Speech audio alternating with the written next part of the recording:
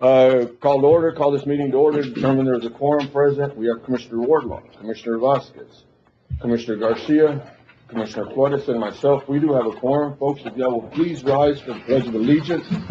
And Commissioner Wardlaw. Pledge allegiance to the flag of the United States of America and to the republic for which it stands, one nation, under God, indivisible, with liberty and justice for all.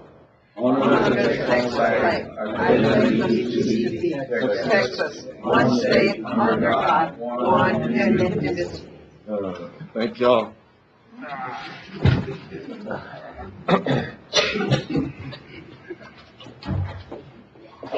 Item 5, approving or amending minutes. Have a motion, Commissioner Flores. Second, Commissioner Vasquez. All those in favor? Aye. Aye. Anybody against? Motion carries 5-0. I have, we'll go to citizens' comments. Ms. Reyes.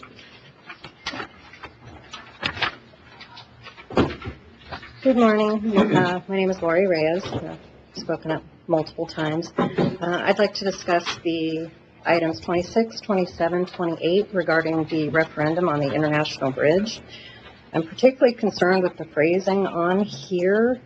Item 26, discussion and possible action on a referendum on the November 4th, 2025 election, Val Verde County supporting the construction of a second international bridge. I'd like to stress the importance of this referendum being very neutral. I would like to know, do citizens of Val Verde County want it or not? I don't want something to be pushing people to say, oh, the county supports it, I'm going to support it, because the way this here on the agenda is phrased, that's how I feel it sounds. It should read something to the effect of, do you support Val Verde County, or are you in favor of Val Verde County? If you don't mind, let's go to the item, if y'all don't mind, and we can address it. That way, we just don't go back and forth, and I have to wait. We'll also have someone else making comments on it. But this way we can talk about it. So y'all were both going to be on citizens' comments, and I didn't mean to cut you off. I would actually rather do it then if that's possible. I didn't know we could. We're going to go to item 26, discussing possible action on referendum for November 4th, 2025 election, November 4th, 2025 election, Val Verde County supporting the construction of a second national bridge. Item 27, discussion possible action on referendum on November 4th, I'll slow down, 2025 election, Val Verde County supporting the location for a second international bridge to be north or of the current location. And then 28, discussion possible action on a referendum on November 4th, 2025 election, Val Verde County supporting the location. The wording, there's nothing I can do about it. I was really concerned about it also, because it looks like we're supporting it. We're neutral, okay? We have taken a vote. Val Verde County has taken several votes. The first vote was 4-1 vote to have the bridge that Commissioner's Court would not support a bridge unless it was south of the bridge that we have now. Okay, that was one vote, and it was a 4-1 vote. The next vote that was taken was a 3-2 vote. But the motion was still that Val Verde County would not support a bridge unless it was south of the bridge that we have now. All right, and that was a 3-2 vote. It passed. I made a comment this January because I was concerned about funding and everything else like that. At that point, since the city and the county could not come together even to negotiate, the court thought it wise to put it out for a vote.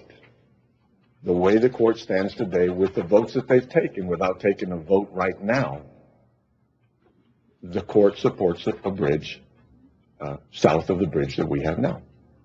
But the wording as what we have here today, I couldn't get the wording changed because of my county attorney and the individual that was in charge. And I point over there, that's usually where she sits, but now it's Randall, Judge Disford, but it's not him. I can't do nothing about the wording. This is the way it needed to be put in there.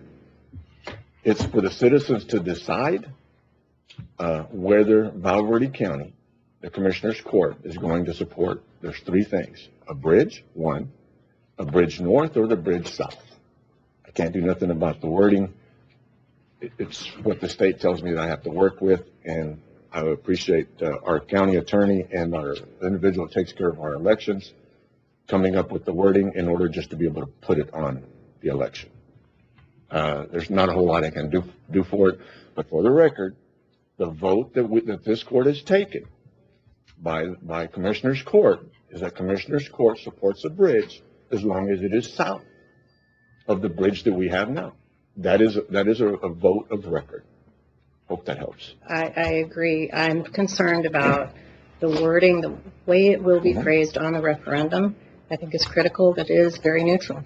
I don't want to play the game the city plays. I don't want to skew votes. I want to know what my fellow Val Verde citizens and voters want. And I will tell you that if I had the capability of changing it, we would have changed it. He just got up, so he's fixing his feet. Yeah. And it's also important that people do realize this is for commercial traffic only. Most people seem to think it's for... And I can tell you that I don't believe that that's going to be written in stone for commercial traffic. The issue that I have, I don't know with the rest of the commissioners, but the issue that I have is that the city and the county were not able to work together. And I said it in our very first meeting that I was the only one that voted for the bridge to be left the north side of town. That we were elected officials, we should put on our big boy pants and we should make a decision. But at the point that the entities cannot come together to make a decision, or even sit down to negotiate or to visit, and let's put it back out to the voters.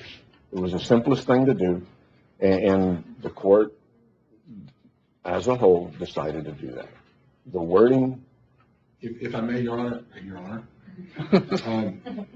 Judge, I think we may be able to tweak the language a little bit, and I'll work with the county clerk's office in doing so. Something to the effect of for or against Val Verde County supporting the construction of the Second International Bridge, and then put a for or against.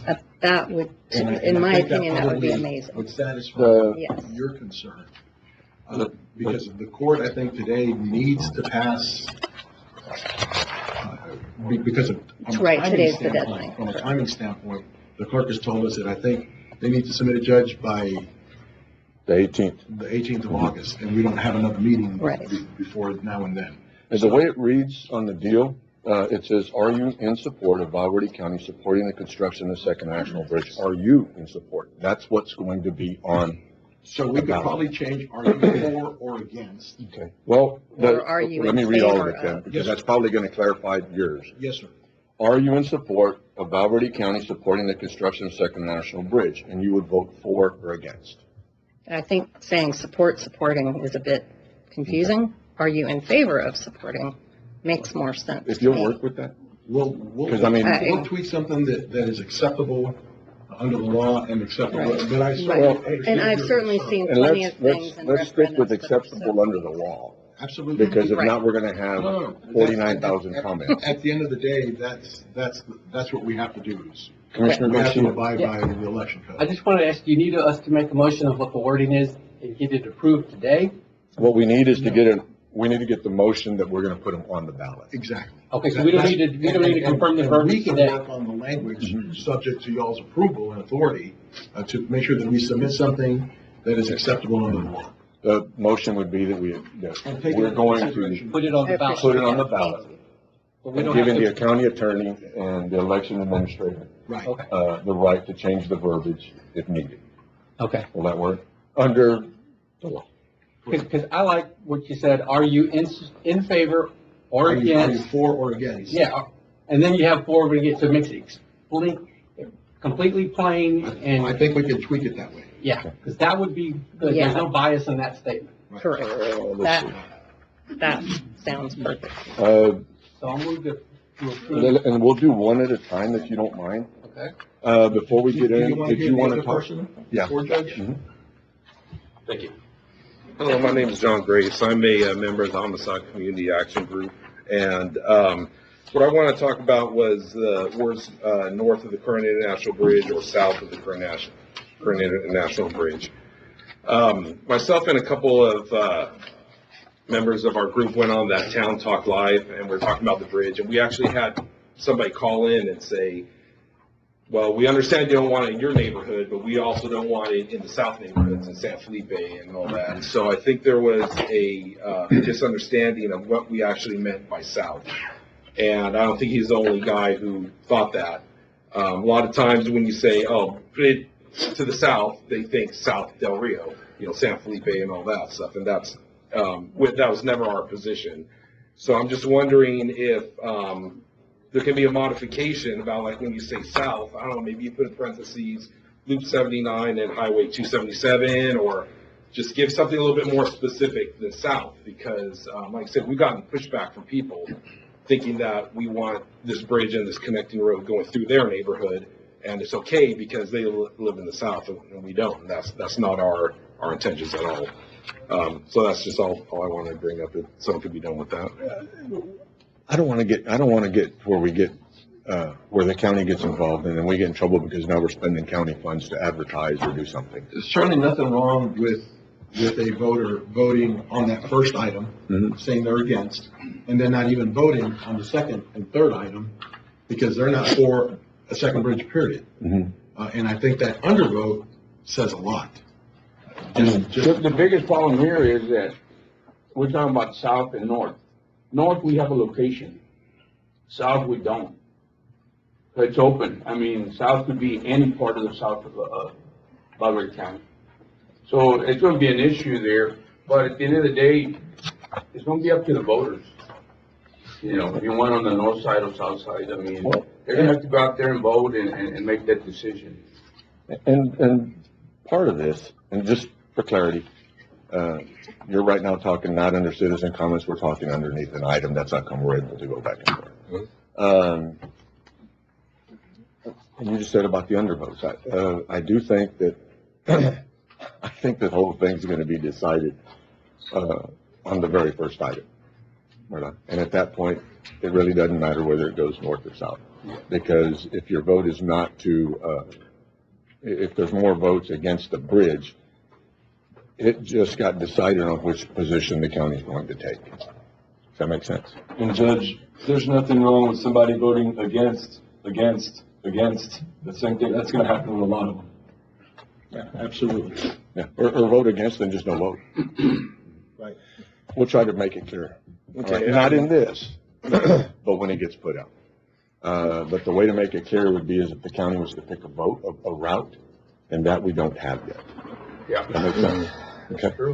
And like I say, I mean, there are people out there who, well, there's some people who don't want the bridge. There's some people who do want the bridge, but they just want it south. So I could see somebody voting for a bridge, but voting against the north and for the south. I mean, I know there are people out there who would do that. So I guess my whole point here was if there's something that could be modified to where people didn't think we want this thing to go through residential neighborhoods in the south. That's all that was my main concern. If I may, Judge. Of course. Again, I think, Anytime. thank you, Judge. Keep in mind, what this referendum vote is for is not for the actual building of the bridge, because the county has no authority. This is a city project. This is simply a directive from the citizens, from the voters, to the court, to this court, on what they ought to be supporting. So I think if we get into the weeds, into the specifics of exactly where the bridge is going to be built, that's not for this body to determine. That's not what this vote is about. This vote is, what do the voters want this court to support or not support? Okay. Yeah, no, that makes Because sense. at the end of the day, city can still move forward and go build it wherever they want to go build it. Yeah, It is what it is. that's true. And our group is actually going to do certain things to get the word out that, we don't want to bulldoze houses in San Felipe. Okay. So that's all I want to say. Thank you. We're going to take one item at a time. Item 26, do I have a motion? Motion. A motion, Commissioner Garcia, second, Commissioner Vasquez. All those in favor? Aye. Is there anybody against? Motion carries 5-0. Item 27, discussion possible action on referendum on November 4th, 2025 election. Valverde County supporting the location of Second and National Bridge North. Do I have a motion? to approve. Do I have a second? Second. I have a motion, Commissioner Garcia, second, Commissioner Wardlaw. All those in favor? Aye. Anybody against? Motion carries 5-0. Item 28, discussion possible action on referendum on November 4th, 2025 election. Valverde County supporting the location for the International Bridge to be south. Do I have a motion? Motion. motion, Commissioner Wardlaw. Second. I have second, Commissioner Garcia. Do I have, all in favor? Aye. Anybody against? Motion carries 5-0. Thank y'all. Let me get my paper. Well, we're gonna go back to citizens' comments, and I'm sorry for bouncing around, but it will probably continue all meeting. Ms. Calderon.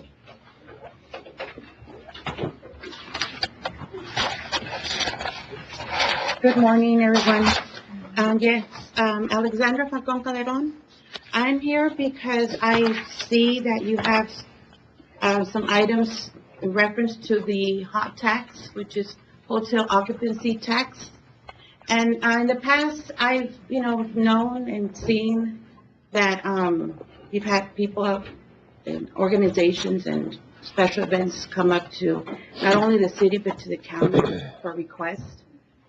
And you only receive letters or requests for that. I would like to see, and I'm here as a citizen of the city of Del Rio, County of Valverde,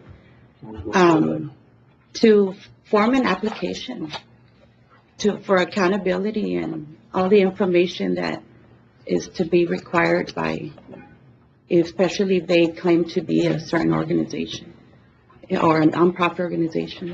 That's my concern as well.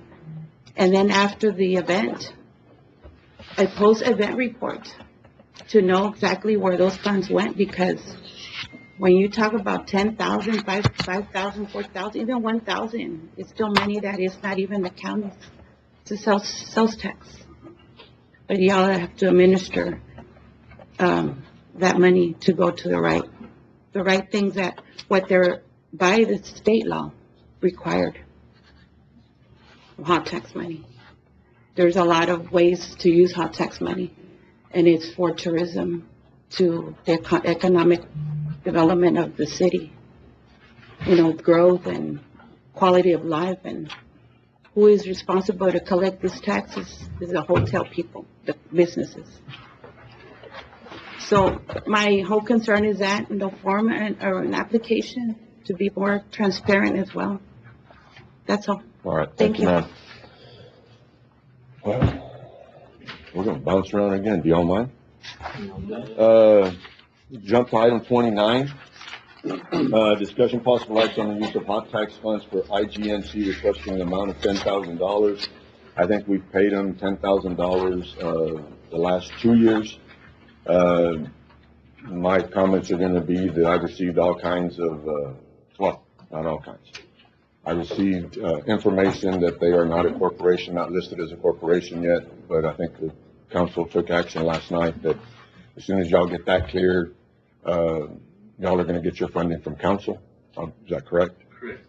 Yeah, if you don't mind. I will tell y'all that, my understanding was that last night, during council, there was a 4-3 vote to give y'all funds, right? Correct. And that 4-3 vote, was there members that are part of the IGNC that are on council that There voted is. for it? There That is, voted for and it. that voted for it. And they did ask the city attorney if it was legal or not for them to vote. The city attorney did inform the public that it is absolutely legal for them to vote because they are just volunteers in the organization. They are not officers. They do not make decisions on the money that is being spent in the organization or anything like that. The officers make those decisions. And so since neither of them are an officer in the organization, they're just a volunteer in the organization, it was legal for them to make the vote. Same thing with any of you, if you all were in the organization. It No, would don't put us in the same boat as the city, because then we're gonna have another conversation, and that's not part of this, okay? Okay. You go on. So, basically, IGNC has always, had a EIN number under Monterrey. Monterrey is the headquarters for all IGNCs. And, we've used that number many, many years. That number has always worked for us. We've used it for hot tax funds. We used it for other things when we go out and buy something and we need to prove that we are a nonprofit to get the tax exempt, and it's always worked. Recently, that number was found out by Ms. Markowski that it was no longer working, so she asked us if we had another number. We did tell her that we were in the process of trying to get our own status locally and not be under Monterrey anymore, but there was work still being done on it. She said, no problem. If you're in the process of getting it done, that's fine with me. I just need to see a number. We presented her with a number. She did her research. She said it is in the process of being worked on. And so she informed the council that if they wanted to vote on it, it would be absolutely fine for them to award us the hot tax money in the contingency that it is being worked on. And once we get the forms completed, we would give them the information. And that's what was voted on last night. Why, and we'll get into all my thoughts why I'm not gonna vote to give y'all a dime. How many people, part of your form that you presented, was that you, there's a lot of people that come to your event that stay with, I guess, friends and cousins and stuff like that. That was in your information that you gave to us. Correct. Part of the reasons that we were able to give hot tax money out, in my opinion, was that they had people that did heads and beds. You bring people to come into the community in order to be able to stay in motels, in order to spend money at the motel, restaurants, everything like that. And when I asked the chamber yesterday evening to pull y'all's numbers in the top, and I'll hand these out to the commissioners. I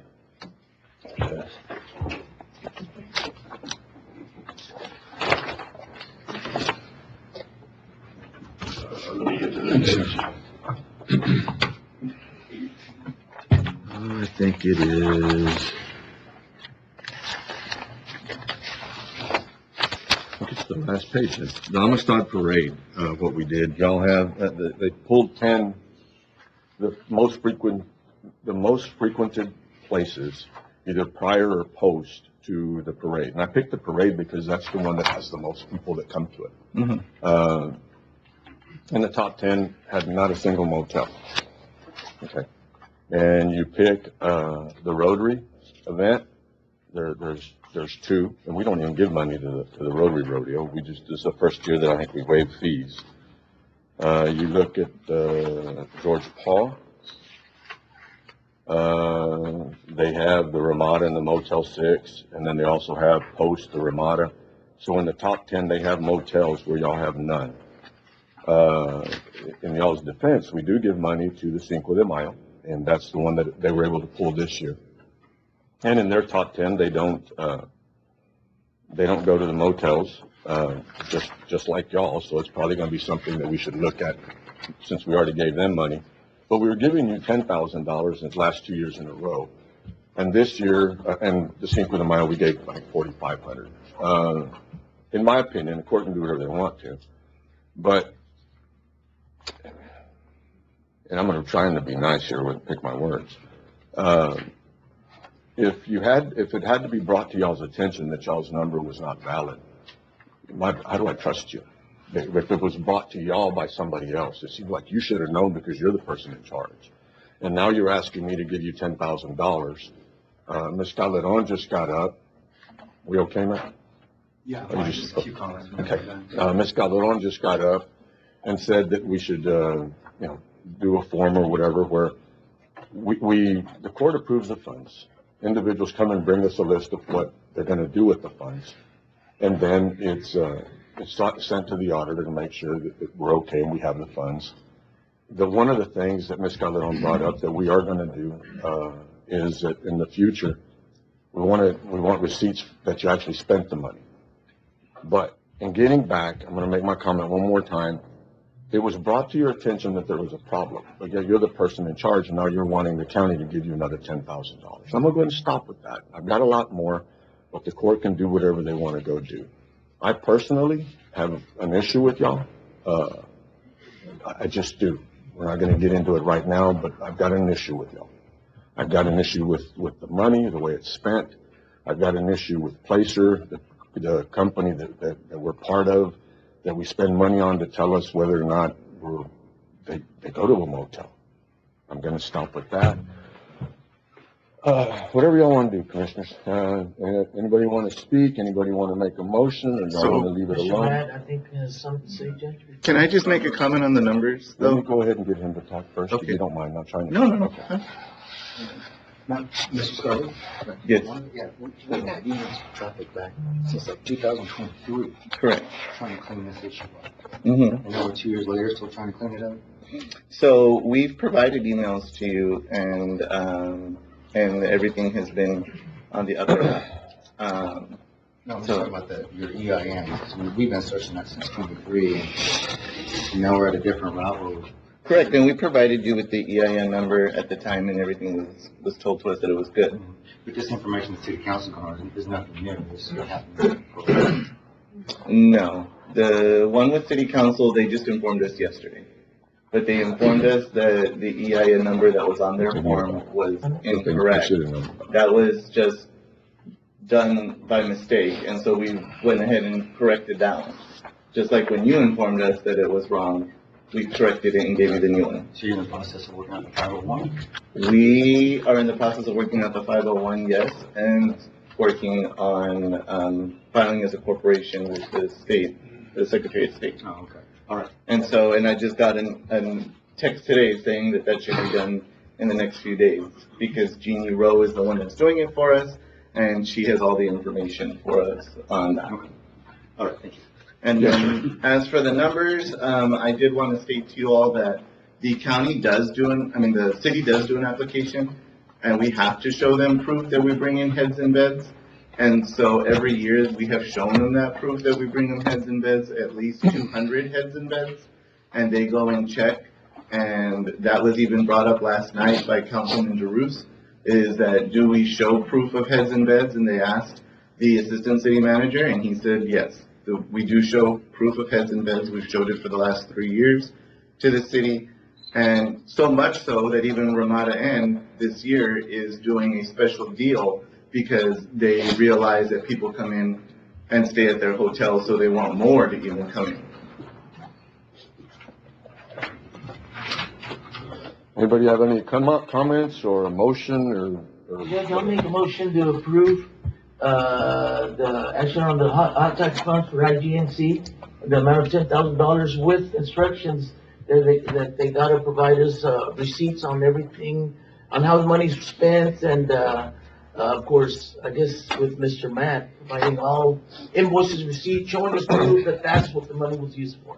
Absolutely. Do I have a second? I'll second that for discussion, Judge. I think we need to wait on this 10,000 until we get a good number from you guys, or a 501c classification.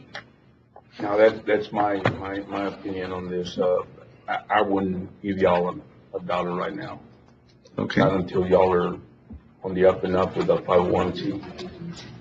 So is that the corporation number that you want, or the 501c? Because the 501c is gonna take a little longer. Worse. And like the city was saying last night, the 501c, you don't have to be a 501c to get hot tax funds. That would be the proper thing here, to be able to consider them for hot tax money. I mean, It's what would correct. classify them in a good standard?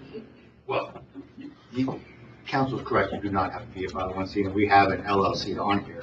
Further down the agenda, you don't have to be, but it is an issue that we've been working with. And I do speak with Mr. Chavez frequently, as we compare, we bump up the receipts, what you claim against the city for your 25,000 or whatever, they give you 10,000. Mm-hmm. Then we minus that, and we start taking away our 10,000 to make sure that we're all in compliance there. So, What would you recommend, I mean, on this? I do not govern resources, I account for them, Commissioner. No, I know, but it's money that comes from your budget. That was pretty good. Comes from your budget, your money that you have out there, hot tax, budget, would you make a recommendation to the court? Yeah, the hot tax, budget, as you see from the fund balance, it's pretty healthy. So he does need to have the EIN number for us to go forward. Well, I believe we do have the EIN now, but back in 23, we were having problems. Correct. Okay. But you do have it now. Right, back in 23, we were having problems with the EIN, we do have the EIN, but back then in 23, we were told the nonprofits, we spun our wheels, emails back and forth. We have a good EIN number for them right We do now. have a good EIN. And part of Commissioner Vasquez's motion was that all the numbers needed to be current.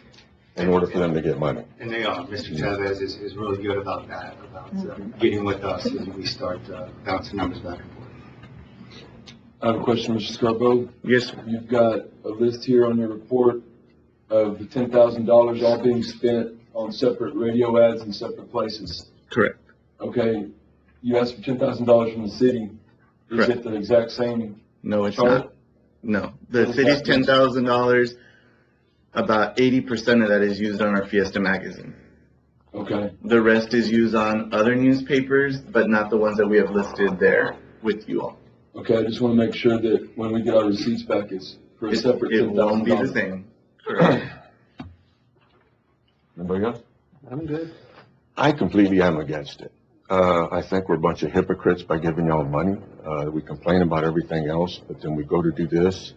We're gonna go do hugs and abrazos and shit with people, with Mexicans on the bridge, and that's part of this, all that.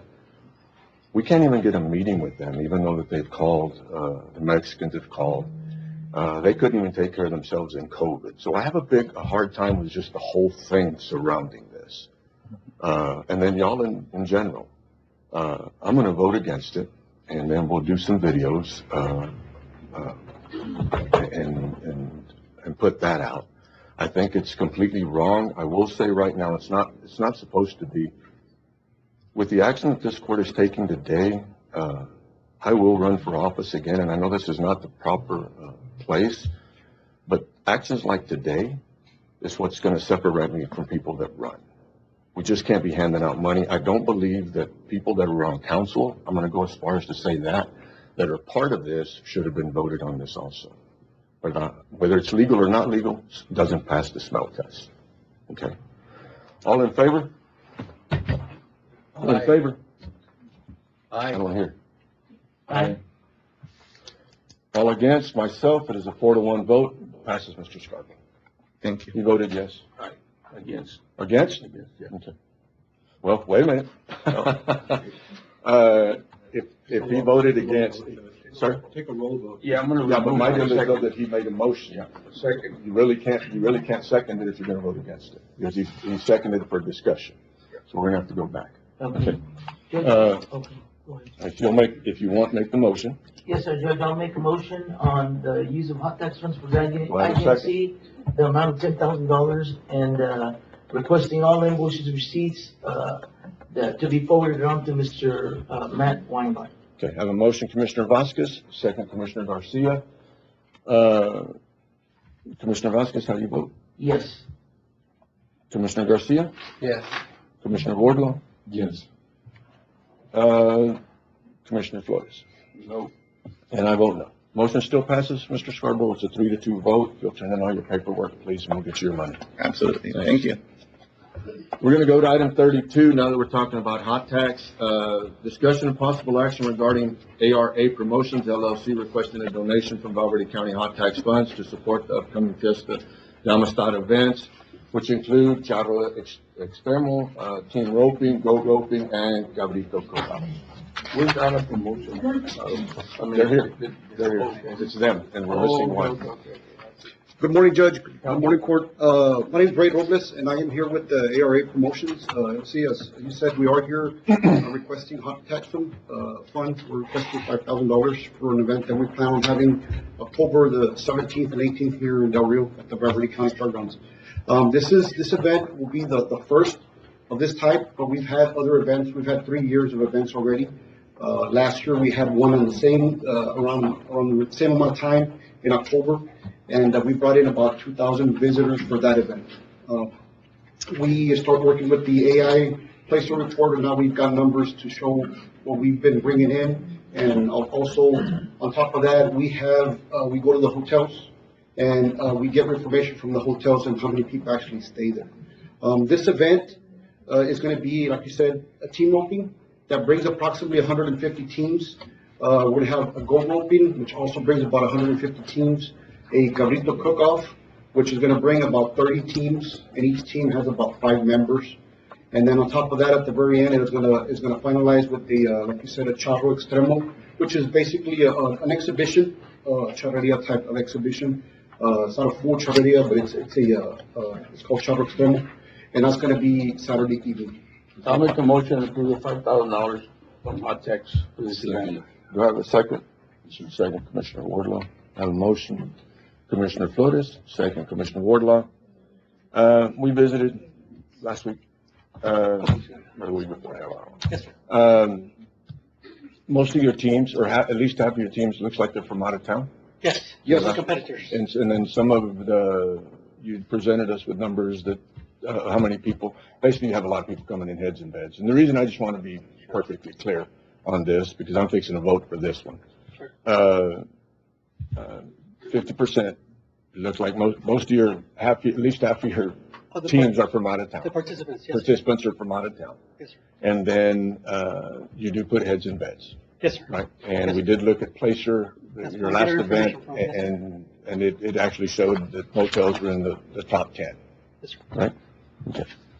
Any other discussion? I have a motion, Commissioner Flores. So y'all have your EIN, everything? I'm trying to be consistent. No, yeah. You know, I know It people needs are to gonna be throw, fair. people are gonna throw mud at me, but I'm just gonna say, are we following the same rules for Yeah. the same group? So do you have your EIN? Yes, yes, we And do. are you a nonprofit? No. We are not you're nonprofit. Same as the previous. Mhm. Okay. And, Just for consistency. and,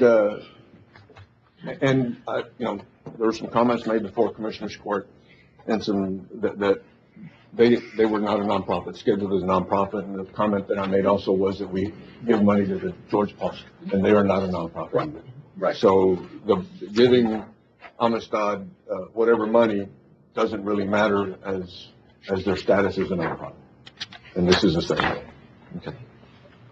And these, we'll be able to request all the invoices is same. Correct. We will complete a post report, that the county requested, we already spoken, and on that, we'll show all the receipts, and then we'll show a list of all the heads and I backs. told them that I would present y'all something to get the rules, changed a little bit. That way we know what is actually spent on. We've done that for the last 3 years for our other events. This is the first Y'all time. advertise here locally and maybe surrounding areas or just? They advertise out of town also. Yes. The last year, we had approximately about 20 cities, based on the AI report, we had people from 20 different cities that came out. Yeah. Because they come to compete, and that's the big thing.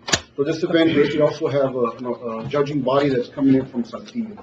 They're coming in from Mexico, and they're bringing in a lot of teams from Mexico. And that's not even on the AI report, that doesn't come out on that AI report. Can we have overnight, stalls there, facilities? Yes, one of the things that I'd like to commend on the county, they worked very, very hard to have put on these events at the county fairgrounds. And we do have, you know, Mr. Velasquez and their staff, they do have a lot of everything set up for us when we have our events there. And all our events have been at the Valverde County Fairgrounds. And we have overnight, people stay there, they bring their horses and whatever, their equine, and they stay there at the county fairgrounds. Okay.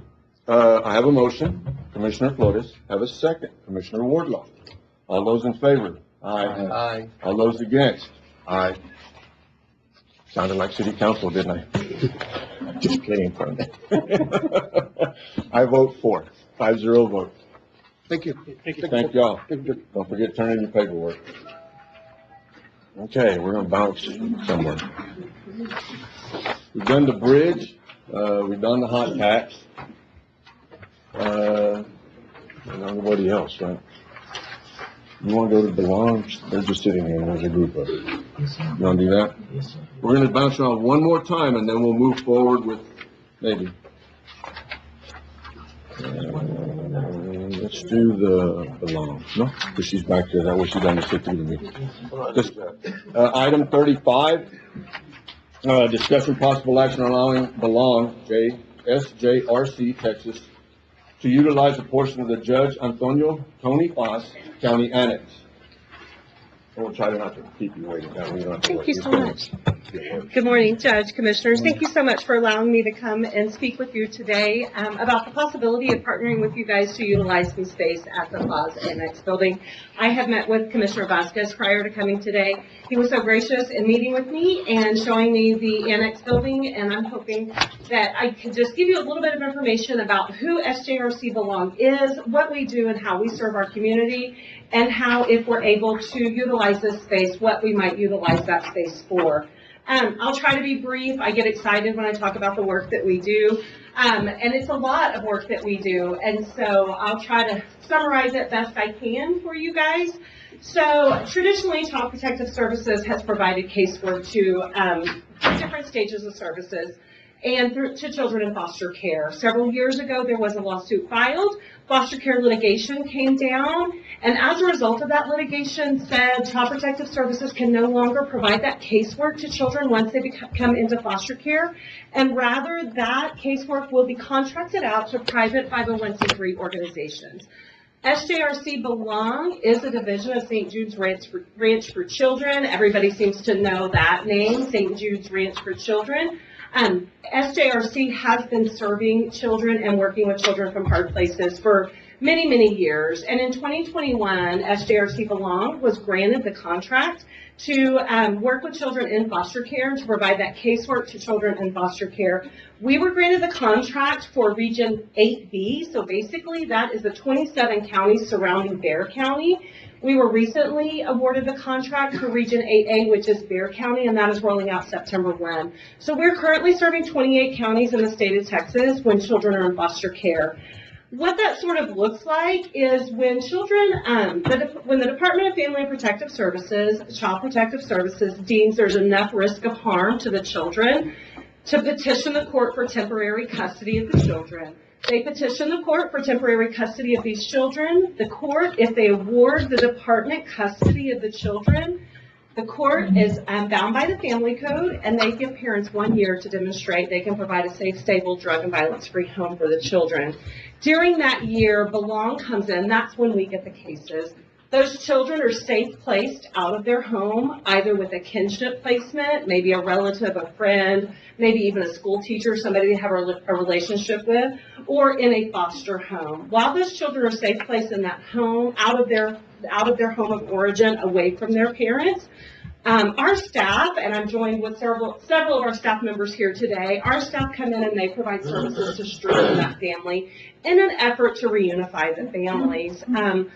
We work with the children in providing them, maybe they need counseling, maybe they need play therapy, a psychological evaluation. We also work with the parents in providing them services so they can demonstrate behavioral changes to provide that safe, stable home. It may be drug and alcohol treatment. It may be domestic violence classes, counseling, psychological evaluations. So the court gives those families a year to try to demonstrate that they can provide that safe, stable home for their children, and we work that case throughout the year.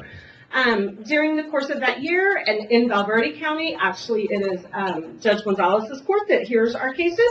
Our permanency specialists testify in court, make recommendations to the court about permanency and outcome for these children. If we are unable to reunify the children with their parents because the parents are not able to provide that safe placement for their children, we could terminate parental rights, and then we are seeking adoptive placements. We have adoption specialists that work our cases. We have Wendy's Wonderful Kids Recruiter, so that is a grant from Dave Thomas with Wendy's, the foundation, to recruit adoptive homes maybe for those children who don't have placement or that permanent placement. So that's just a very brief overview of the kind of work that we do when we're serving these children. So I am the regional director over the 9 counties in our west subregion, which includes Val Verde County. Just to give you some numbers, currently we have 29 children in foster care from Val Verde County, and every one of those are actually from the city of Del Rio. So we do have 29 children in Val Verde County that we are currently serving. We are working with the parents of those children. We work with the kinship placements of those children. So maybe we place 4 young children with grandma, and grandma's struggling a little bit. Maybe she's struggling financially, or maybe she hasn't parented in many, many years and she needs some support through services. And so we work with those kinship providers and those foster homes as well. We are across 28 counties now. We do not have a space in Del Rio per se, like a workspace. We, again, I have, I believe, currently 8 employees that actually reside in Del Rio, in addition to the 8 employees that reside in Del Rio and provide this work to our families. We probably have myself, my community liaison lives in Uvalde. I live in the big city of D'Hanis. So I drive out here very regularly and I'm sometimes looking for a place to go and work or maybe to meet with my families. Starbucks doesn't always work out. The services that you provide, what do you do for funding? So what we do for funding, so we are partially funded by the state. We are not fully funded by the state of Texas. We are partially funded by the state of Texas. The rest of our funding comes from fundraisers, donors, sponsorships. So we work collectively with all of our regions. Maybe get this program started and get it started here at the Tony Foss Center. What do you call it? Tony Foss County Annex. County Annex Building, okay. And then maybe come back to us in 3 months and see what we can do to help. That would be fantastic Right. because we are that nonprofit organization and we are always looking for ways that we can support. Yeah, I mean, we just gave, CASA, we just gave 20,000 and then the court gave another 15,000 to CASA. And the court does fund, battered woman shelter also. Wonderful. And I think the city approved that also. We partner with the city on that. Thank y'all. Thank you so much. But, give us, let's not do it right now during the Sure. budget because it's already going to be bad. But, Yes. but as we're moving As we move forward, forward. before the end of this calendar year, if you will come to us to I see would love what it to. is that we can do. I would love to. Thank you so much. I appreciate that. So we are excited to partner with you guys. Just to give you an idea of ways we would utilize this space, we are very big on what we call community-based care. And so we want to get into our communities, immerse ourselves in the communities. You guys know your community better than anybody, right? And maybe the needs in Valverde County are different from another one of the counties I serve, very different from Medina County or Zavala County. So we are very big on community-based care. We are very big on prevention, right? On preventing entry into the foster system. And preventing reentry into the foster system. We like to partner with our CASAs, with our child welfare boards, on how we can build up and strengthen our community and provide these wraparound services, not only to the families that we serve, but to any family in the community. So if we were able to utilize the space, we would use it as a shared work space for our staff in this area. We would use it, we have to supervise all contact between the parents and the children during the course of the case. You know this is already going to pass, right? So you want me to stop? Well, no, I'm just saying, you don't need to give us a full overview for the Appreciate simple reason that, I think this court is going to believe Wonderful. and knows that you're a good organization. You're going to Thank you. provide a service that's needed. If you'll come back to us, Sure. and again, I'm not wanting to cut you off. No, I It's just that understand. sometimes people have a tendency to talk a lot. Like me? No, I didn't say that. I didn't say that. I just want to be And then you end up clear shooting yourself in the foot. that towards we're all not, of it. we don't just serve our own families, that the utilization of this space with parenting classes or fatherhood programs would be open to the entire community, and we would offer the services to. No, and like you said right now, you do partner with CASA and. Yes, we do. So some of the groups that we're already, Supporting. helping fund, Mhm. I think you need to be part of that.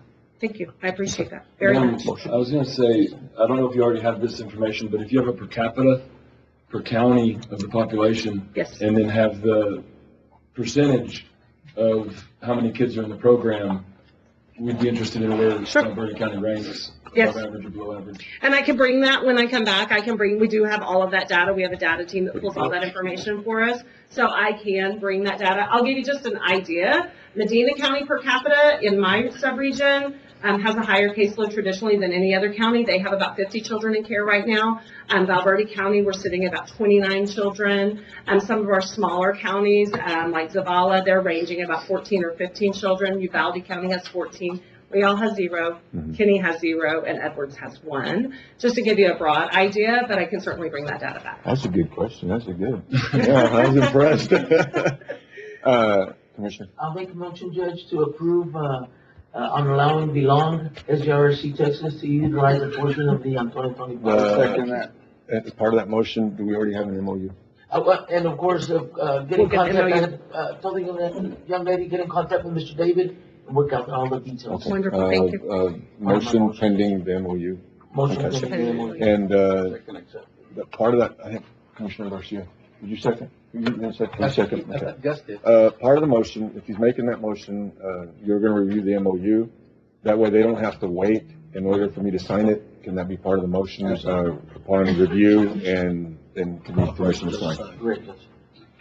Commissioner Vasquez, motion, Commissioner Flores, second. All those in favor? Aye. Anybody against? Motion passes. Thank you so y'all much, gentlemen. I Thank appreciate y'all. you having me here today. Did Thank you you. want to introduce some of the things? I would love to introduce Yeah, some of my come on staff up. that are here to support us today. We have Regina. Regina is our Wendy's Wonderful Kids recruiter. She resides Why don't you here. come on up, because back there, the cameras can't catch you. And we'd Yeah. love to have a picture too, No, if we let's go. can. No, we got Gina. And this is What is it? Carly. Carly lives here as well. Brenda is a pregnancy specialist. Carly. Why don't y'all come up? Let's get a picture with y'all. Love a picture.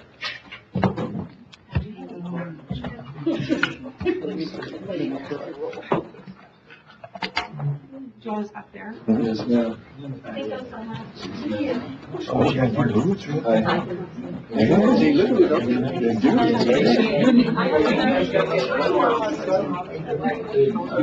Well, come on in. Come on in. No, come on in. We're good. We're good.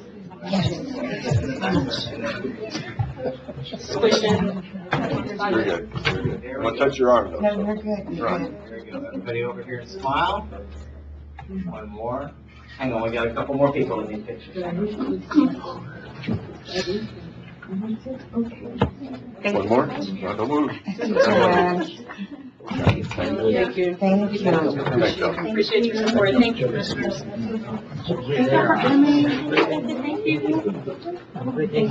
Yes, ma'am. Thank you. Okay, we're clearing up the courtroom a little bit. There's tape somewhere. Well, they didn't cut it, I'm sorry. They ain't got the tape.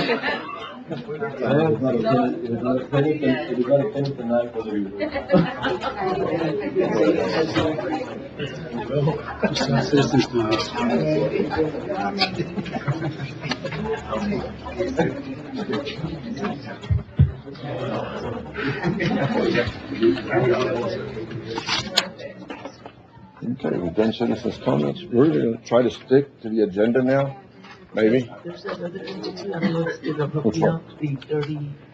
the 34 judge. They can clear out. Yeah, we can do that. We can do that. Alcoholics Anonymous, we're here. We're gonna go ahead and go to item 34, that way you don't try to, you don't have to sit through the rest of it. Discussion possible action allowing, Narcotics Anonymous, I said alcoholics, I'm sorry. Narcotics Anonymous, a nonprofit fellowship society, to utilize a portion of the Judge Antonio, Tony Foss County Annex Building with scheduled bi-weekly meetings of 1 hour each. Well, the time y'all can adjust. Yes, sir. It'll be like so- 1 hour. Yeah, well, let's leave the That out. hour out, and then y'all can figure that out. That way we're not tied to it. See what the motion is. Yes, yeah. Good morning, Commissioners and Judge Owens. My name is Eddie Martinez. I'm here to represent NA, as you've read. I'm here for a relatively small ask of a couple days a week at the Tony Foss Annex Community Center to hold meetings for our drug addiction support group. As far as I know, we are the only drug addiction and support group in Del Rio. This is my partner. He speaks Spanish, and we intend on serving both English and Spanish-speaking communities. I'll stick to my points. Our meetings are completely free to If attend. you're here, it's gonna be hard to stick to the point. It's gonna be everywhere. I'm sorry. Go Our ahead. meetings are completely free to attend. We don't charge anything. We are also, I told myself I was going to stick to these. For this reason, I think NA offers an accessible solution to the public health crisis of drug addiction for community members that need the help. Our meetings also fulfill court orders for drug and alcohol related classes for those on probation. We are a self-supporting group. We take donations every meeting, so we are not asking for any money, but we are asking for This facility. right. What are your meetings about? I mean, we all get together y'all have counselors, or how do y'all manage this, an effective way to help the people that need the help? For sure. We have a program that's called the 12 Steps. It's we believe, a tried and true program about spiritual principles that help to, let's say, elevate one's connection to a higher power, to bring one out of addiction and or alcoholism. That is the program called the 12 Steps.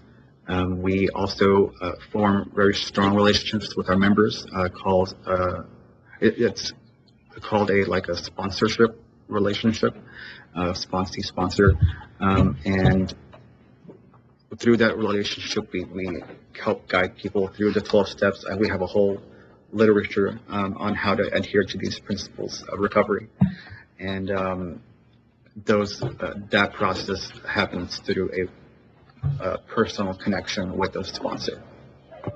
And Commissioner Vasquez, you've got the space and the hours fit? Yes, sir. Yes, sir, Commissioner Warnock, got the space. And Mr. David, if you don't mind me asking, would this be something that we should be okay with, you're okay with? Or? Absolutely. As Mr. Martinez just indicated, I know the courts, in my experience in the county court of law, on those drug-related cases, it's not uncommon for a referral to be made to a program like NA to kind of support and enhance the probation process. Again, not necessarily for punishment, but for to try to help them rehabilitate, if you will. Right, of course. This program is nationwide, probably worldwide. Right, it's global. I know it's something that I rely on when I'm negotiating a plea with my office, and negotiating pleas on cases involving drugs. A lot of times we will make a recommendation that probation utilize a program like NA.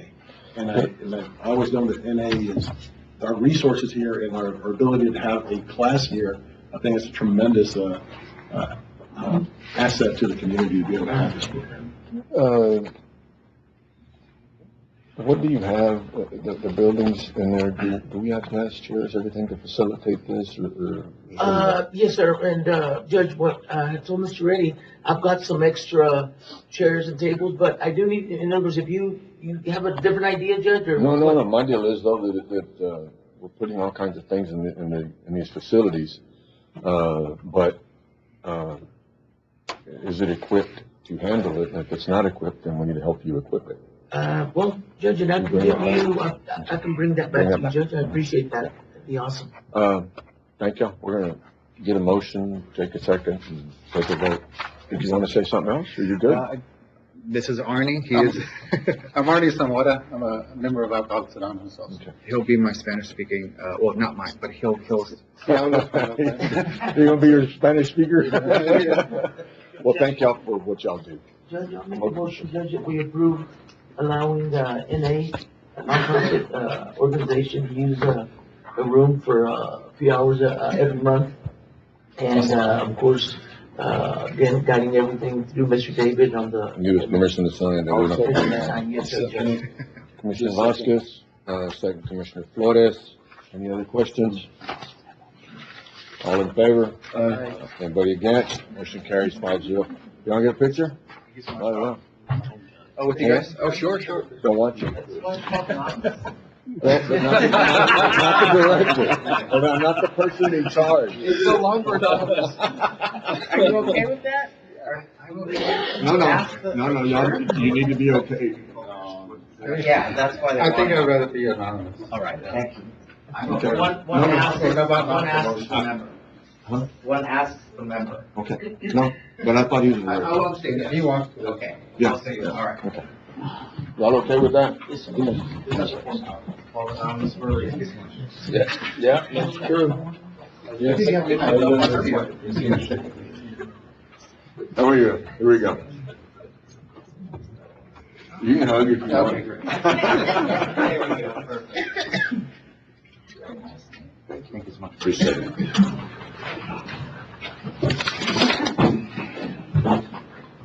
Everything we've done so far has been easy. Simple. You must be saving the bad stuff. Well, it gets worse. But I like to say that. Did you get a second? Yes. Okay.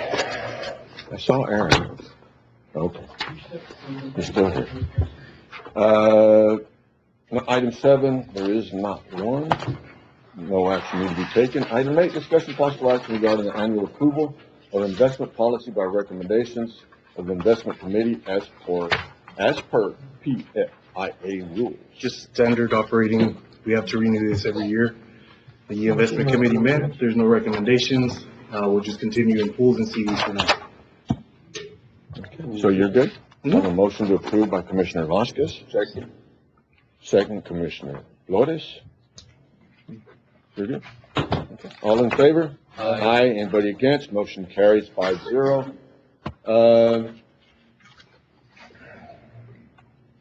Jesus Christ, it took us a while to get here.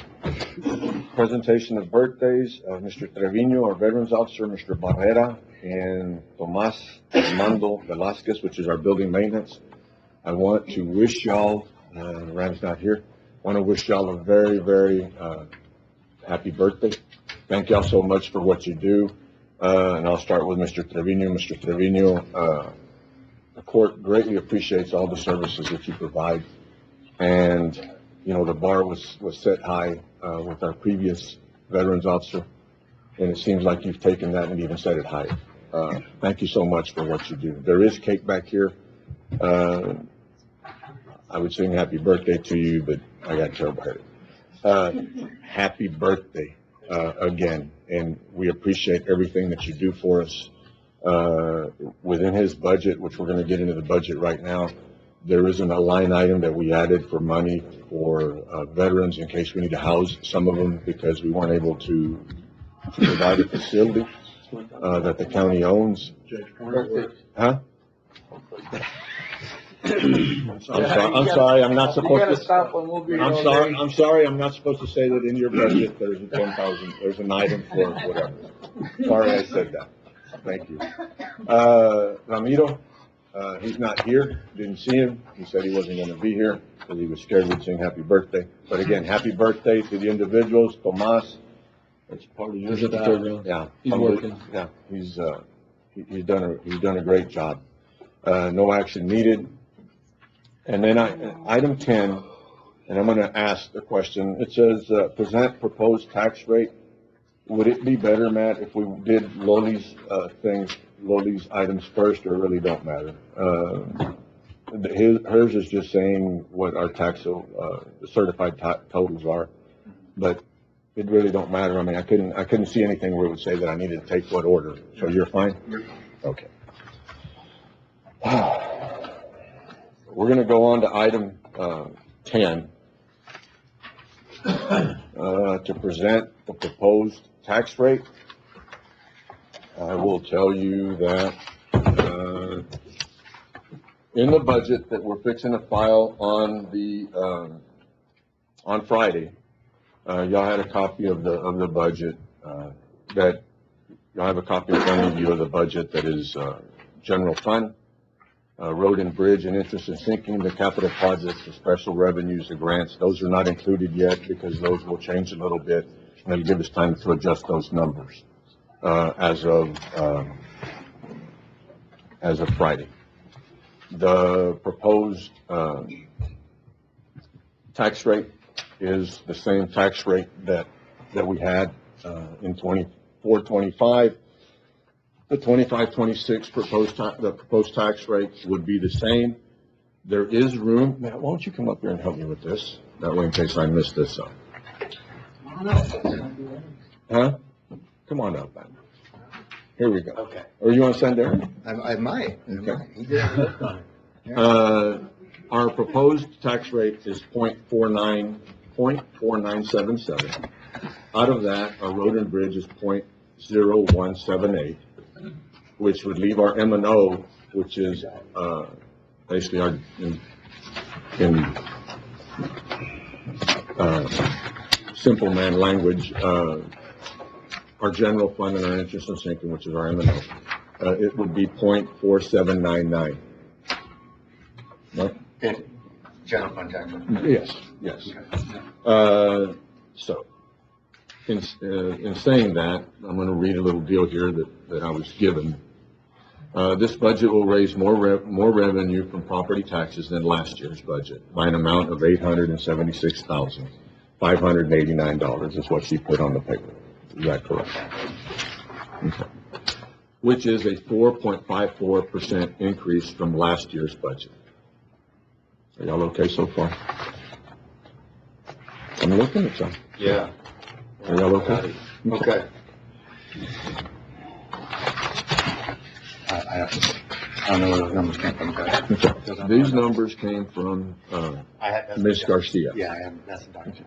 So let's do this. Let's stick to what I have to say, not to give everybody more information, and then that information might be wrong.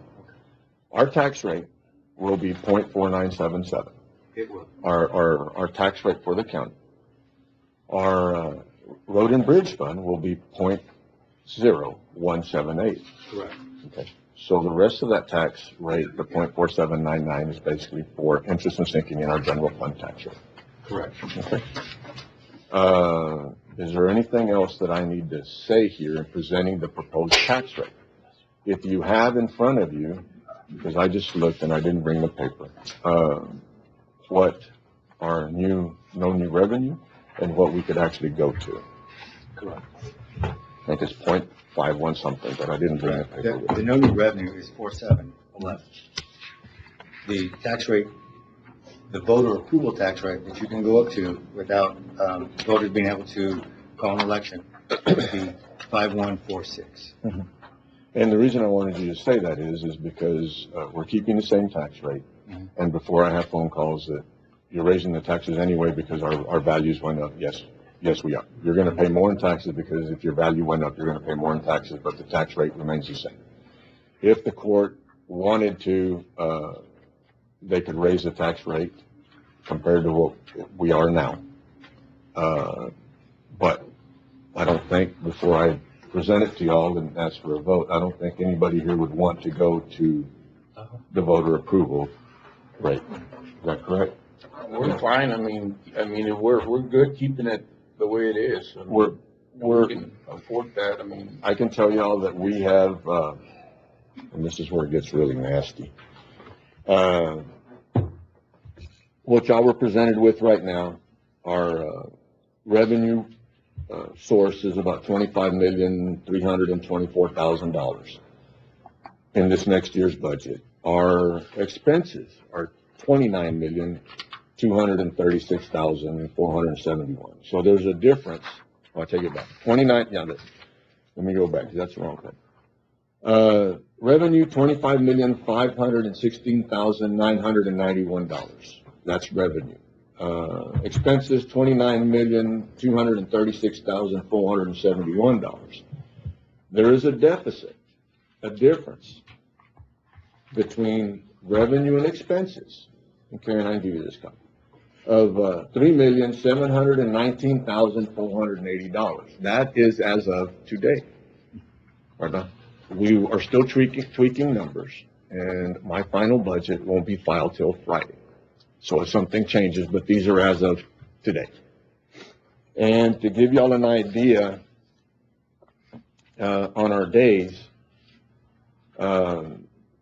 last year, with our fund balance the way it is, now y'all are gonna look at it.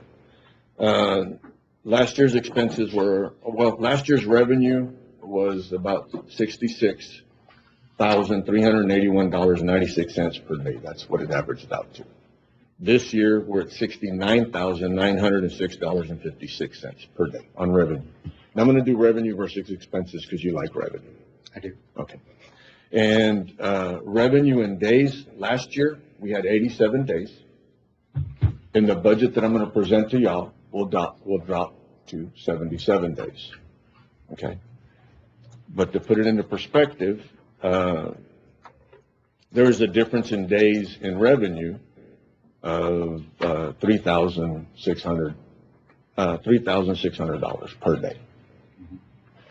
Now, in 1920, in budget year 2019 and 2020, I'm trying to, because I'm gonna get asked questions, so I'm gonna try to answer these because we are dropping in days, from the fiscal year that we're in right now to the fiscal year that we're fixing to go into. We're dropping 10 days in fund balance. But when the court came in 2019, 2020, which this court, I was not sitting judge, we had 61 days in fund balance compared to revenue. So we're sitting here 7 years later, and we've got 16 days more. And our revenue back then was at $50,256.91 per day, and today it's about $19,700 more per day. Okay, and so when you look at it, we're having even our days are more, and our revenue per day has to be more also compared to what we're bringing in. So when I get questioned that we don't have as many days as other entities, no, we don't. But we have more now than what we did when we came in as county judge in this court, and the previous court made that happen. All right, so we've got more days and than what we had when we came in as judge, and it costs us more per day. All right. So presenting the proposed tax rate again, 0.4977, road and bridge. The overall tax rate would be 0.4977, road and bridge would be 0.0178. The remainder of that tax rate goes to M&O. Correct. True statement? Okay. Any questions? If not, then I'm going to move on to item 11, which would be to vote on proposed tax rate. Have any questions on so far? Okay. Vote on proposed tax rate was item 11. Proposed tax rate, we've already talked about, 0.4977. Road and bridge out of that would come out of that would be 0.0178. Remainder would go for M&O. This is a point where if y'all want to raise it before I vote, raise the tax rate. In case y'all need to go out for any more, I wouldn't vote for it, but in case y'all want to take that action. If not, then I will take a vote on the proposed tax rate of 0.4977. I will make a motion, Judge, to establish a proposed tax rate of 0.4977. Good with that? It does not say that I need to take a roll call vote on this. I will need to take one on when we actually set it, but I would rather take a roll call vote on this. That way everybody, I don't go through it. So Commissioner Wardlaw, how do you vote? You second? Yes, sir. Okay, I have a Commissioner Vasquez, second Commissioner Wardlaw. Commissioner Wardlaw, how do you vote? Yes? Commissioner Vasquez? Yes. Commissioner Garcia? In favor. Commissioner Flores? Yes. And myself, it is unanimous vote. 5-0 vote to set the tax rate at 0.4977. Now, go to item 12, set date for tax rate hearing. We're going to bounce around again because there's some of us that won't be here. We'll go to item 25. That way we set the date for the next Commissioner's Court, and then we can come back. Don't leave. Item 25, discussion possible action on rescheduling the August 27th Commissioner's Court meeting. There will be some commissioners out on that date. Even though we might have a quorum, I would think that we would pick a date that all of us would be here because there is also a budget workshop that would be scheduled for that meeting. And I think it's important for all of us to be here. Judge, So is the 27th on that Monday? Am I right? Or 27th is a Wednesday. Wednesday. The Monday is the Oh, one. yeah, rescheduling, okay. Yeah. You got ahead of yourself because you want to reschedule for the 25th. For the 25th. On Monday. Yeah. We will all be here on the 25th, which is Monday. So this, item 25, discussion possible action on rescheduling the August 27th Commissioners Court meeting. If I could entertain, Motion to schedule, the meeting for the 25th at 9 o'clock. at 9 o'clock. I will second that, Judge. Okay, I have a motion, Commissioner Flores, second, Commissioner Vasquez. All those in favor? Aye. Anybody against? Motion carries. That way we're all here. Everybody good? All right. Thank y'all. And I appreciate the members that are leaving, bringing it to my attention before we jumped off and took off on the wrong foot. We're gonna get back to item 12. Set date for tax rate hearing. The tax rate hearing, we have everything to be able to publish the tax rate. We will have today, this afternoon, and we can have it in on for Friday of this week, and we could have the tax rate hearing on the 25th. And I would say probably at 9:15, and it'd give us an opportunity to take care of Pledge of Allegiance and everything else before. I will make a motion, Judge, that we set the tax rate hearing on 8/25/2025 at 8:15? 9:15. 9:15. Okay. I have a motion. Commissioner Vasquez. Second, Commissioner Flores. All those in favor? Aye. Anybody against? Motion carries. Set date to publish notice for tax rate, which we could get that done on Friday. And we hit all our days. I just need a board's approval. I will make a motion, Judge, to approve, to publish, notice tax rate on 8/15/2025. Second. I have a motion, Commissioner Vasquez and Commissioner Flores. All those in favor? Aye. Anybody against? Motion carries 5-0. Set date for budget hearing. We will have a meeting on the 25th of this month, and we have enough time to publish for I'll that. make a motion, Judge, to set the date for the budget hearing on 8/25/2025. And time at 9:30? Time at 9:30 a.m. Okay. Second. I have a motion, Commissioner Vasquez, second, Commissioner Flores. All those in favor? Aye. Anybody against? Motion carries 5-0. Set date to publish notice for budget. Motion to approve, 8/15/25. Okay. Second that, Judge. I have a motion, Commissioner Flores. Second, Commissioner Vasquez. All those in favor? Aye. Anybody against? Motion carries 5-0. Set date to adopt the budget, with what y'all just took, with everything that we just did. We took care of the dates, took care of the times, but we need to publish also, and we'll take care of Motion that. to approve, date to adopt budget 9/10/25. And that will be the next meeting after the 25th. I have a motion, Commissioner Second, Flores. Judge. Second, Commissioner Vasquez. All those in favor? Aye. Anybody against? Motion carries 5-0. Set date to adopt tax rate. Motion to approve, Judge. Second. Date to adopt the tax rate on 9/10/2025. I have a motion, Commissioner Vasquez. Second, Commissioner Flores. All those in favor? Aye. Anybody against? Motion carries 5-0. Okay. Vote to set elected official salaries. This one's interesting. And I will give you a copy of this when you do. But we'll need to publish this, and we'll get to that one afterwards. Y'all were sent a copy late afternoon. In my original statements, and the original budget that I presented, I had given elected officials, this only has to deal with elected officials. I'd put in there a raise for elected officials of 3%. When I sent out paperwork, this will obviously change on Friday when y'all get the budgets and everybody gets their budget when it's filed. I put in there a raise for elected officials of 5%, not the 3%. Judge, I'll make a motion to approve as presented, to approve the, what is it? Salary. The elected official salaries. I will second that, Judge. A motion, Commissioner Flores and Commissioner Vasquez. Before I take a vote, people, when this thing is published, there are supplements that are in there over to one side. Those are state supplements. There's nothing that we can't do anything about that. Right? Those are state supplements. You're going to see the one that is going to jump out and going to grab you. Yeah. Our county court at law judge in this year's budget. And by no means am I throwing rocks at him or nothing. I think he's doing a good job.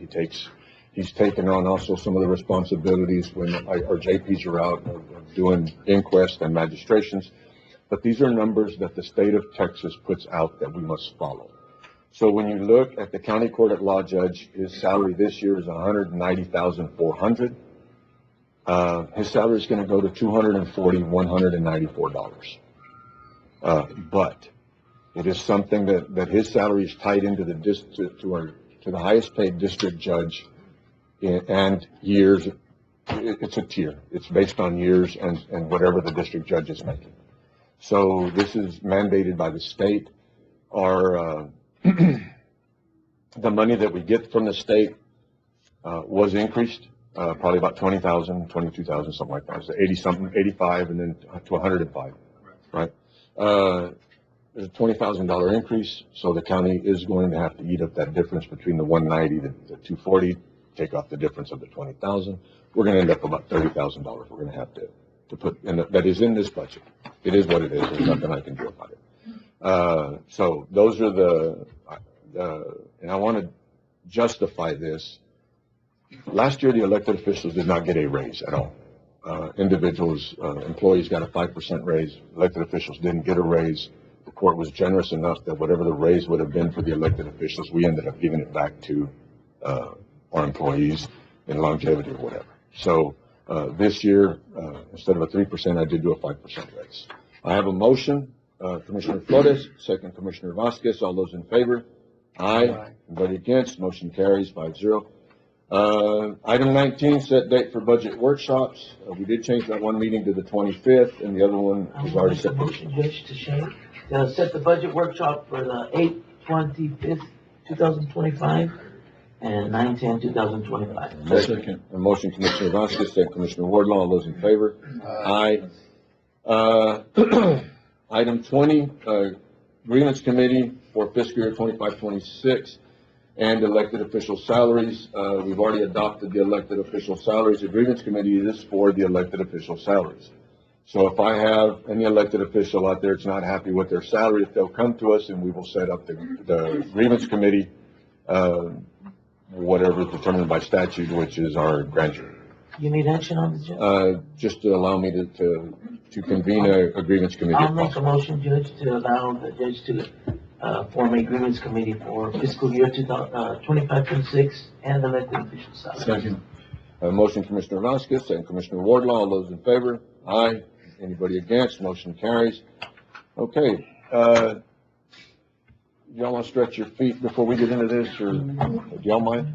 We're going to recess for just about 5 minutes, if y'all don't mind, and then we'll come back to item 21. Thank y'all. Court come back into session. It is 10:33. Here we go.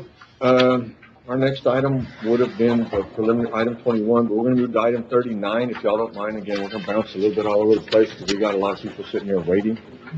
So we're going to go to item 39.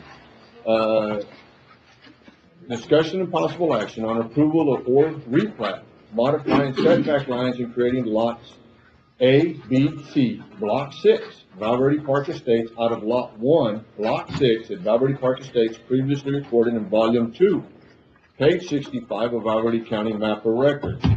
Fidencio, this is the second time it's been brought to us? Yes. Yes. Okay. This is the second time it's been brought to us. Can I make a motion, Judge? Of course. I will make a motion, Judge, to table this item, for, a further date to discuss now. Okay. If you, I need a second. I'll second that. Second. Motion, Commissioner Vasquez, second Commissioner Flores. If you will, take the names of the individuals that are here. I don't know if I need to say in Spanish. Todos los que están aquí por esto. Si les puedes dar el nombre al señor Fidencio, por favor. Así para que cuando se pone otra vez en la agenda, ¿verdad? Que les diga, ¿verdad? All right. Sí va a estar en la agenda, sí van a estar teniendo notificación, pero como agarraron el tiempo, tuvieron el tiempo para venir, otra vez que, ¿verdad? Que les va a informar. All right. Commissioner Vasquez made a motion to table. Commissioner Flores second. So there's not going to be any action taken on this if it passes right now. No se va a hacer nada en esta. On what item? On item 39. Item 39. Sí, sí. Van a tener que venir otra vez. a todos modos. Pero lo perdido ahorita, para que la Corte vaya a recibir más información porque tienen preguntas, lo vamos a traer para atrás. Thank you, Judge. I appreciate that. And now, yo me comunico también con ustedes para hablar con ustedes. Appreciate that. Good job, yeah. Pero si le das el número a Fidencio antes que se vayan, y así él se lo puede dar al comisionado. Okay? You okay? Did you want to talk? I'm sorry. I didn't speak. Are you sure? All right. I have a motion, Commissioner Vasquez. I have a second, Commissioner Flores, to table item 39. All in favor? Aye. Aye. Anybody against? Nobody. Motion passes 5-0.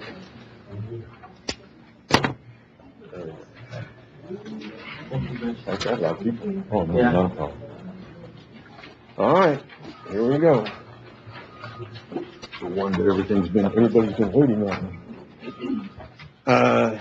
Item 21, discuss and possible action on 2023-2024 preliminary election audit report.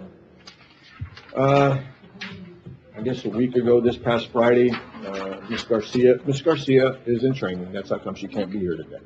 Her and a couple of staff members went to training. It was already booked before we knew that this was going to happen. She couldn't be here. Ms. Garcia came in, I guess a week ago this past Friday, and said that the state had her preliminary report, or not a report, that they were going to come down and, what's the word that they used? Oversight, yeah. And my thing's all yellow. But that the state had found some deficiencies, and they were going to come down and help. That was our conversation with Ms. Garcia in the morning. In the afternoon, Ms. Chapoy actually sent a report, which I did not know that there was a report out there. Ms. Chapoy did send me the report, and at that point, we started to send it out to the commission so they could begin to review it. I think they got the report finally.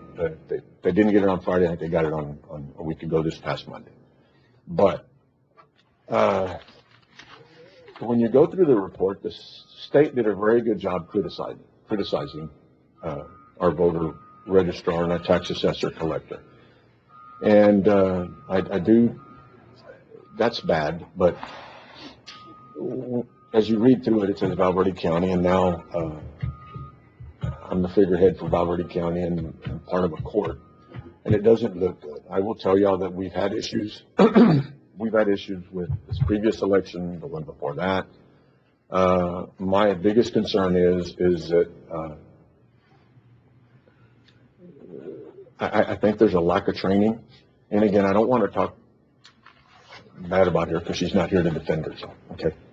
I think that there will need to be training within her office that has not been done, and that's according to this report.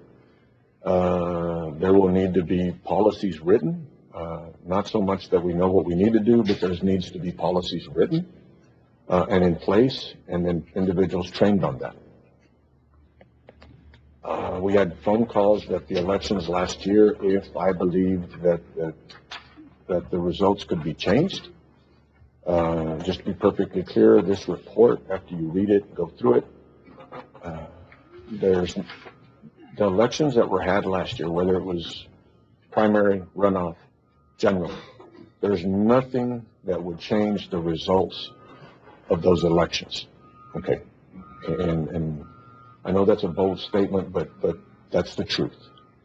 Nothing that went wrong would change the results. There was individuals that voted in the primaries that were not allowed to vote in the same precinct again in the runoff, but that is because it was fixed. The individuals who got to run in in the primary and some of the precincts after they voted found out that they weren't able to vote, shouldn't have voted, shouldn't have been allowed to vote.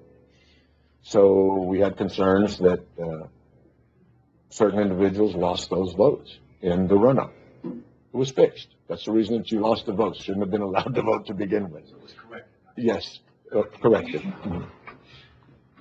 As you go through this, I think that at the very least, this court should enter into an order, vote on something that the issues that we knew we had, whether it be with provisional ballots or people voting in the wrong precincts, we know that there was issues with them. Have they been corrected? Did they stay corrected? One of the things that we have an issue with is that they're fixed, and then we go to the election, another election again, and it's the same problem again with the same people. I don't understand how on God's green earth you can fix something and it's screwed up again. I just do not understand. Commissioner Don Moore, at some point, when we first came in, 2012, 2013, I think it was, wanted to set up an election administrator, an office that would do nothing but that. We can't even consider that because we have an issue that we need to go fix today. All right? But I do think that at some point this court is going to need to take action to move this to one department. That way you don't have a finger pointing or have somebody has a responsibility and it don't take you 10 days to get an answer. You go to one department and that one department handles the voter registrar and handles the election. And there's only one department that's blamed. And to me, it's just easier to fix. Probably not blamed, accountable. Accountable. Yeah, but I'm gonna blame them.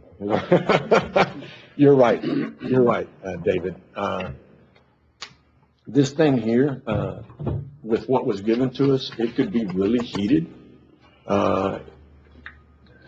because there's a lot of stuff that went wrong. The good thing is, in visiting with Commissioner Garcia, a lot of what's in here that went wrong, they tell you how to fix it. We're going to have to hold department heads, and I'm going to say department heads across the board, feet to the fire. They have to be accountable for their actions, and we as a court and as an auditor and as our county attorney, we know that we have issues in different departments and we try to fix them. And as a court, and me in general, I think I failed, not the court, in not bringing that up to the public because you want it to get fixed and you really don't want to shed a bad light. You know what I mean?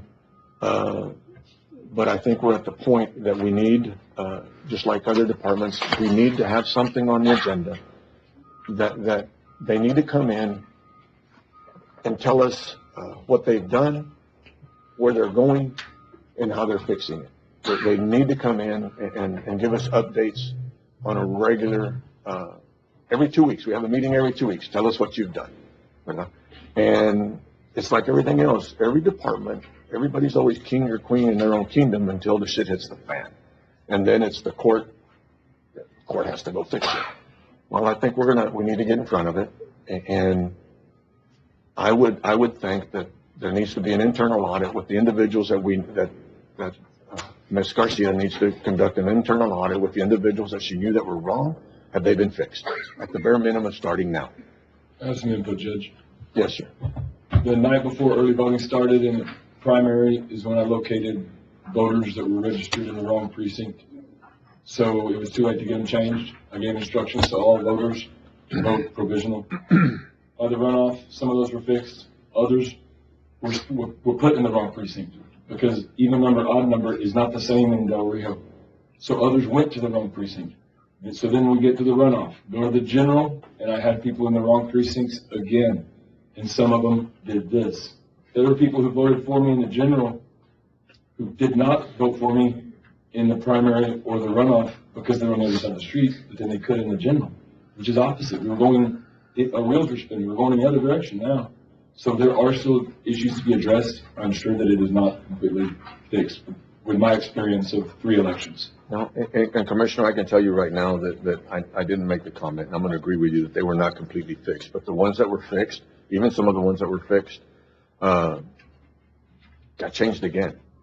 And I don't understand how we do that, but either way, we have a problem within our tax assessor collector's office and our voter registrar. We have an issue. We need to ask for an audit of those individuals, and if you know of other people that are not right, then we need to go in there and check and see how come. There was an issue on addresses, 911 addresses, because the computer was picking up odds and evens depending on what side of Qualia you were on. But the 911 address was wrong. Well, I asked if we could physically go down there and check the house, the address, and see who's there. If that's what we need to go do. 3 of the members of this court right now sat in the redistricting. The three of us up front here.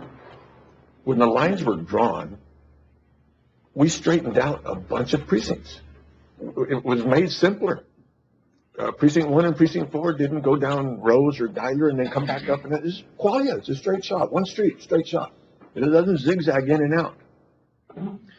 Precincts 1 and 2, we straightened out the line. If you come underneath the underpass, you used to come down a little bit, go to the sheriff's office or go to Hamilton, then 100 and some odd feet in, it would be Precinct 1 off the highway. But the rest of it, we straightened that line out. 90, you come out from underneath the underpass to go 90 east, everything on the south side of 90s, 1, everything on the north side of 90s, 2. Precinct 1 and 3, they're streets. I mean, and I had this conversation with some of the JPs yesterday. When we did the redistricting, we're demographics, certain amount of Hispanic, minority, all that goes into place. You just can't draw a line. So, but the Commissioner's Court straightened out a line. We had a map. Our engineer helped draw the map, helped set the boundaries. Then it was sent to the Secretary of State. They approved the map. It was approved. Commissioner's Court approved it. Secretary of State approved it. We had a map. My opinion, Commissioner's opinion, Ms. Garcia's opinion, voter registrar's opinion, nobody's opinion matters. We got a map. Jesus Christ. If you live on this side of the street, on Qualia, you're Precinct 1. You live on this side of the street of Qualia, you're Precinct 4. Opinions don't matter. But I can tell you in one of the elections that we were part of, I had a family, a husband and a wife, that lived in the same household, and I can't even remember what the family's name was, but the husband was in one precinct and the wife was in another precinct. How does this work? And this court is going to have to hold department heads accountable. We're going to, and I think, asking for updates, asking every 2 weeks. If we take part of this puzzle, part of this thing, this document that the state sent to us, we need to go through it. She needs to go through it, and this is what she's going to work on. And you don't need to work on one thing at a time. You can multitask. But we're going to have to work on it, right? I don't want the state of Texas to come down and have oversight or babysit us. We're not kids. And we know what the hell's wrong. They did a really good job. I started highlighting and writing notes, but my notes ended up worse than what they wrote. And I started highlighting as to, this is what we're going to talk about today. We don't have enough time. It's in the report. They tell us what's wrong. They tell us how to fix it. Not rocket science. I will put this item on the agenda again every 2 weeks so we can get updates from Ms. Garcia as to what is it that we're tackling. It's just, again, it's frustrating. And if it was just the department head taking heat on something that the department head did, and it lies on them, okay. But it doesn't. It lies on Commissioner's Court, and it says Valverde County. And when it says Valverde County, it upsets me. Because now I'm getting blamed, and the Commissioner's Court are getting blamed for something hell we didn't do wrong. I tell the story. I was called into this very room with a map up on that wall, and there was an individual in Precinct 1 that wanted to vote. But his card said Precinct 4. So I come in, and why am I being called? I don't run elections. Well, we know what to do. He's upset. So I asked the man, where do you want to vote? He looks at me, he says, is it gonna be that simple? It's gonna be that simple because if you wanna vote where you're supposed to vote, we're not gonna have an argument. They're gonna give you a ballot, they're gonna stick it in a green deal, they're gonna put it in a box. The argument's gonna be if you wanna vote where you're not supposed to vote. He said, I wanna vote in precinct 1. Thank God, because that's where you're supposed to vote, because your address is down here on the other side of Quad. How hard can it be to follow a map? I don't get it. And I know I'm getting long-winded. Jesus Christ. And Judge, Frickin' map. to defend your argument, after this occurred in here, and you showed the example of how you decided that was done, I was outside, or I was out on the street getting phone calls that it was not happening the way that you did it after you showed them how to do it. It kept going on all day and all week. And again, we have problems. The thing about this is gonna be, how do we move forward? How does this court move forward? I would love to have a motion to do an internal audit on individuals that we know that were wrong, to make sure that they were fixed and stayed fixed. That to me is a good step. Before that motion's made, I think every commissioner needs to have an opportunity to talk. Commissioner Garcia, I'm gonna be a little bit out of order, but you've been Republican chair. You've actually worked the elections. I'd like to hear from you. No pressure. I mean, we Yeah, I read the report, I read it twice, and I recognize a lot of the errors or missteps result from lack of a written plan. How to process a statement of residence, how to process the provisional ballots. And since there isn't a written process, the Secretary of State says that these errors occurred, like duplicate voter registration files, where one person is registered twice within the county. There was like 25 occurrences of where someone was registered twice within our county. So I think if she were to get written procedures, it would solve a lot of her problems. A lot of the problems, we're not going to know if they're solved until we have an election, because until we have an election and you have to process a statement of residence, or it's going to be done right, or a provisional ballot where it's processed and the voter registrar says, yes, it's valid, this person can vote in precinct 1, and it's handed over to the early voting ballot board to count, but then she has to go in the state system and change the information there. And that's where, in the report, it says that it's not done in a timely manner. So a lot of stuff we can fix now, but we're not going to know it's fixed until we have an election. And I think it's all fixable. I mean, there's nothing here that's insurmountable. I just think it's going to take some patience and some work. And if you're talking about the husband and wife that lived in the same house, that was in Chaparral townhouses. The husband lived in the same townhouse, and he was registered in precinct 30, and the wife was in precinct 10. And like in the primary, there was about 10 names that had voted in my primary that were in precinct 10, right? I did give the voter registrar a list of the names, and she corrected them, so credit to her for that. And in the primary, they were not allowed to vote in precinct 3, and they voted in precinct 1. So I do give her credit for that. She did fix that. And, I know she has a tough job, but this is such a critical job that it creates doubt on the elections and who won and who didn't win. And, we win by small margins. These aren't, hundreds of thousands of voters where you win by a big number. I mean, I won by 55 votes and her won by 77. So you could say that, these races do get affected by small margins. So, I mean, it's important for her to do her job correctly so that people in our community can have faith in the results of the races.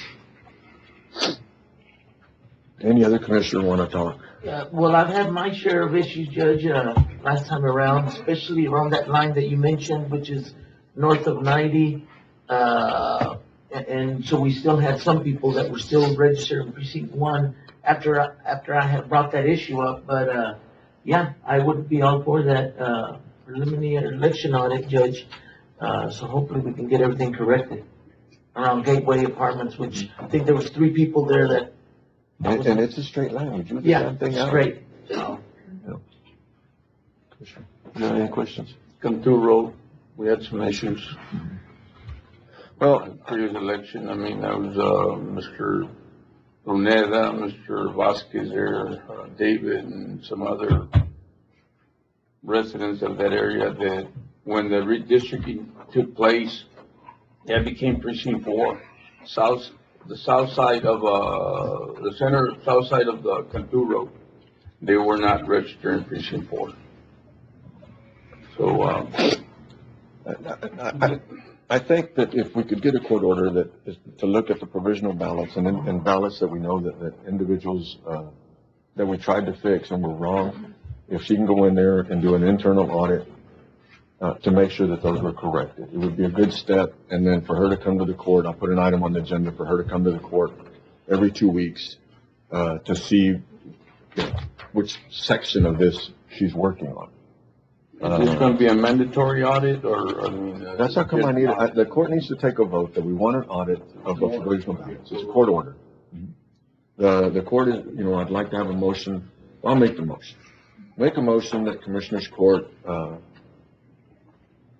request an audit, not request, that, tax assessor collector, the voter registrar's office, conduct an audit, of provisional ballots and ballots that she knew, may have had issues, in voting in the right in the right precincts, and that she brings that report to see if those ballots have been corrected, if they were corrected, if they stayed corrected, and that she begins to, come every 2 weeks to give us an update on the Secretary of State's audit that was conducted. Can you add, Judge, to, consider updating all precinct lines? I mean, I don't know if she has or not, but She make sure can't, that, we can't update precinct lines. We turned in a map that she needs to follow. But she needs to follow the map that we turned in with the lines that were drawn during the redistricting process. And I think in the report, Judge, if I'm not mistaken, not to speak out of order, but there was some mention that those maps were not updated in the Secretary of State's office, so she needs to make sure that that happens. Okay. And we printed a map. They weren't updated in a timely manner. And I know that we printed a map off the Secretary of State's website because we were having issues and we were getting a bunch of complaints. At some point, the Secretary of State had their correct map. It just took a long time for them to get the map. They were also having issues that when they printed the map, the precincts, she still had people in the wrong precincts. So, Judge, I mean, how accurate are these, are computer programs? I mean, to stay in the office and get all this fixed, is that an option or doing field work? I can tell you that one of the issues, and I'm going to pick Qualia, was that we didn't go out and physically go look, even though we knew that there was a problem. One of them was one of my cousins. She lives on the corner down there, and she should have been in precinct 1. She was in precinct 4, but she should have been in precinct 1 because of her address was either an odd or even number. I don't remember what, but it was wrong. And I did ask, can you physically go out there and walk Qualia to see if the addresses are wrong? What side is the even number? What side is the odd number? It doesn't matter whether 911 gave the wrong address. We should still be able to walk the streets. The problem is that the computer program, when they went to enter it, it would kick it back. And did they But there has to be do that, Judge? No. Oh. They have to override that because the computer program, if it's an odd number, once you put it in, the odd number should be on one side of the street. And I think what happened was they forced it over and it threw everybody that was on the other side of the street back over here automatically. They forced an odd number over and all the evens jumped the street. Well, again, there has to be a way for her to correct it, especially with all the money that we pay for the computer program. Right? All we need to do is get help. I made a motion. Who seconded? You second. Second, Commissioner Wardlaw. All those in favor? Aye. Anybody against? Motion carries 5-0. Item 22, discussion possible action relative to supporting the future interstate highway formula plan. Basically, item 22, 23, and 24. The resolutions in support of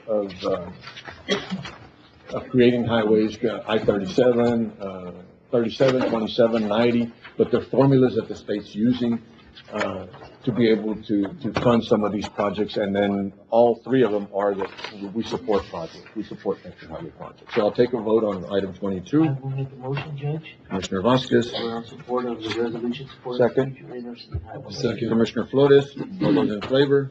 Aye. All those against, motion carries. Describe going on item 23. Discussion possible action on res supporting future interstate feasibility study. Motion to approve resolution supporting the future. Motion Commissioner Flores, second Commissioner Vasquez, all those in favor? Aye. Anybody against, motion carries. Item 24, discussion possible action on Motion resolution. to approve, Judge. Second. Commissioner Vasquez made a motion, Commissioner Flores second, all those in favor? Aye. Item 25, we've done. Item 26, 27, and 28, we've done. Item 29, we've done. Item 30, discussion possible action on location. If y'all can table this, for executive. I have a motion, Commissioner Vasquez, second.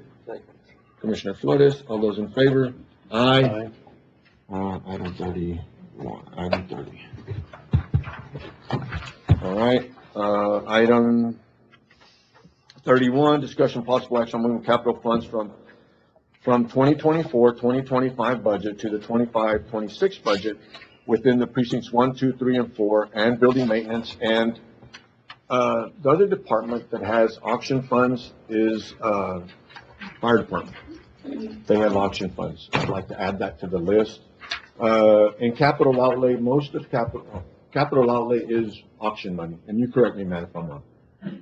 Most of capital outlay is auction money unless it's in that one sheet that says, capital all by itself, but neither one of these have money in it. Correct, the majority of it will be done. All right. If something comes in. And part of this, and I didn't put an item to roll, to move over 2019, 22, 23 tax note, or ARPA money or none of that. I didn't put that in there because that's gonna be rolled over anyway because they're grants and special funds. Okay. I have a motion, Commissioner Flores. Did I I will get a make a second? second, Judge, and of course, that would include the, Valverde County Fire Department. All in Am I right, favor? Judge? Yes, sir. Okay. All in favor? Aye. Anybody against? Motion carries. Item 32, we've already done goat roping. Item 33, discussion possible action on water supply or source for precinct 1 warehouse. This year, Judge, I want to move to executive session just to describe what's going on. Table, motion to table, Huh? Judge. Motion to table. Kurt, Commissioner? Motion to table? Motion table. Second, Judge. Commissioner Wardlaw? I think you second. Did you second? No, I didn't second. Second. Commissioner Vasquez? All those in favor? Aye. All right. What do you think? And you thought city council was long last night. That was 34. 34 we've done, 35 we've done. 36, discussion possible approval for precinct 3 to accept Big Tex trailer. Motion to approve. Second. Commissioner Garcia, Commissioner Flores, all those in favor? Aye. Anybody against? Item 37, discussion possible action. Motion to approve, Judge. Commissioner Flores, second. Can we do the addendum, man? The what? The addendum. Okay, yeah. I have a motion, Commissioner Flores, do I have a second? I'll second. It's a card for the new foreman, right? Yes, sir. Okay. All those in favor? Aye. Anybody against? Abstain, sir. You what? Abstain, sir. I have 4-1. Abstain. Okay. I will abstain, Judge. You're gonna abstain? Yes, sir. Okay. You have 3 abstentions, 2 votes, but we do have a quorum. So it's not gonna pass. You need 3 votes. Okay. I'm just clarifying. Yes, sir. Motion does not pass. Okay, let me go to the.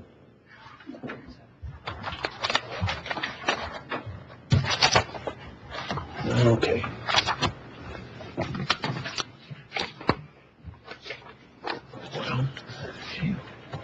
We'll get up and go get it. What's the 80?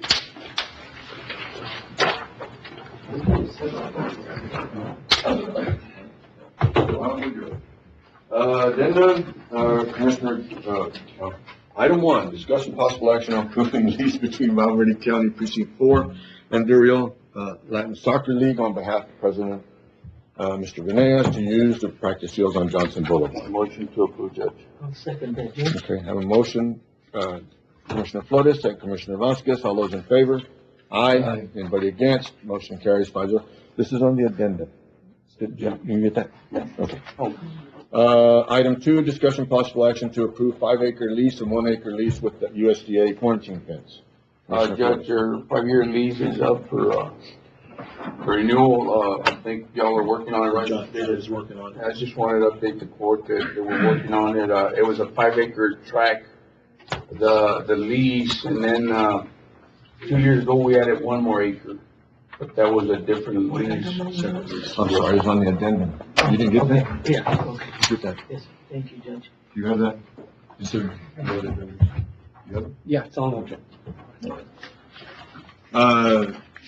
So y'all are working on the lease? Yes, sir. What do you need? Well, no, there was talk about maybe increasing the lease, the percentage. Right.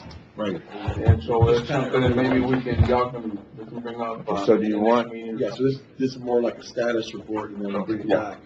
You want to bring it back? Yes, sir. The pins, it will be it is, I think, the only port open for crossing USDA right now along Texas-Mexico border. The screw worms is what's caused that. I would rather not raise the lease because at this point they're not crossing. They actually asked us Did they? Yeah, to consider, all the upgrading we're doing to it. they asked Okay, for us to. all right. As long as they're asking, because at the end of the day, they don't need our It's pins. nothing that we've, Okay, they don't need our pins right now to work, and I don't want to feel like we're kicking them. Yeah. They asked it, let's do it to them. right. What I heard, Judge, is that It doesn't, Judge, but what do we know? Del Rio will be the only, port of entry with import and export of livestock. That's, USDA pens and TDA pens. They plan to keep this one open. No. But, I mean, I don't know. No, and my deal is, if we're gonna raise it and they're asking for it, let's do it. I just don't want to raise their rate Right. and take a chance on them leaving because they are gonna be the only ones open. It's gonna create a benefit for us. Huge economic benefit there. Yes. Yeah, it's gonna be a bonus. No, that's. And that don't make sense. I wonder when this gets out to their boss that they asked for here locally for their rates to be raised. Wow. Okay, so you're gonna bring it back? You don't need action? Okay, No action. no action needed. All right, one more. Okay, we did Gus. Sheriff, discussion possible action on requesting county credit cards for Valverde County Sheriff's Office to be. Motion to approve, Judge. Okay. Commissioner Vasquez, I have a second. Commissioner Garcia, all those in favor? Aye. Anybody against? Motion carries 5-0.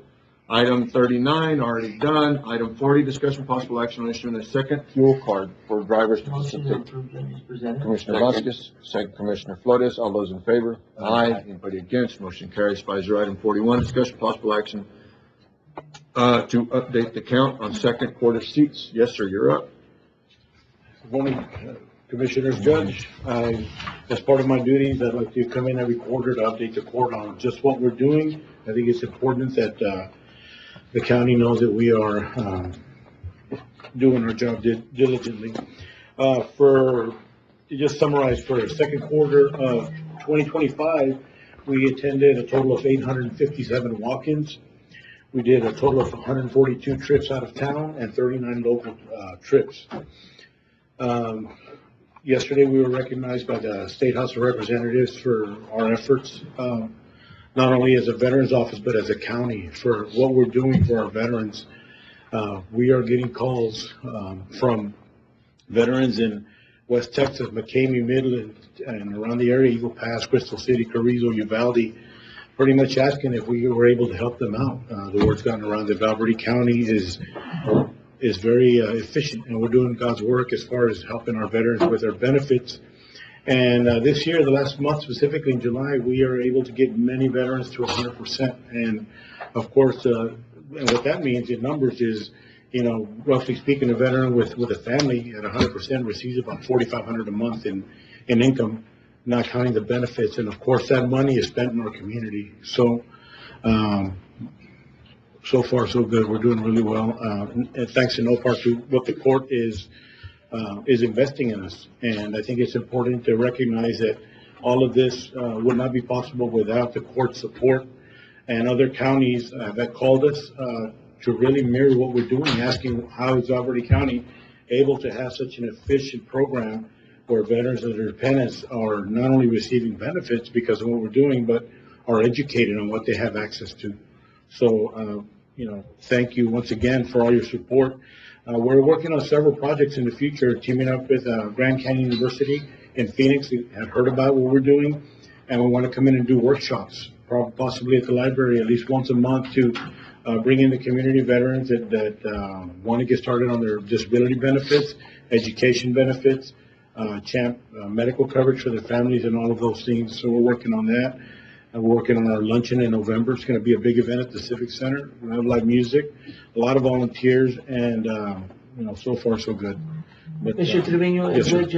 Mr. Bond has a good sized room there, Okay. like an interview room, just FYI, you might want to ask Oh, yeah. Mr. Bond and see if he's something that, he'd like to use that area for a certain time of the day or anything like that. And, Valverde County in general has a substantial veterans community, and they're all very, very involved in what we're doing as well. But, there's still that demographic in our community that doesn't know what we're doing, or for some reason just hasn't come in. I think these workshops are going to be very effective as far as that goes, just going beyond what we've done traditionally and just trying to grow the numbers. Like I said, at the end of the day, the more benefits we bring into our community, that money's going to be spent locally. So it comes back to all of us. So I just wanted to say, update you on the numbers, what we're doing, and say thank you for your support. It's making a big difference. It's saving lives. I can tell you that. We've saved lives because of what we're doing in an office, whether it's through counseling, financial support, education benefits. It's making a difference.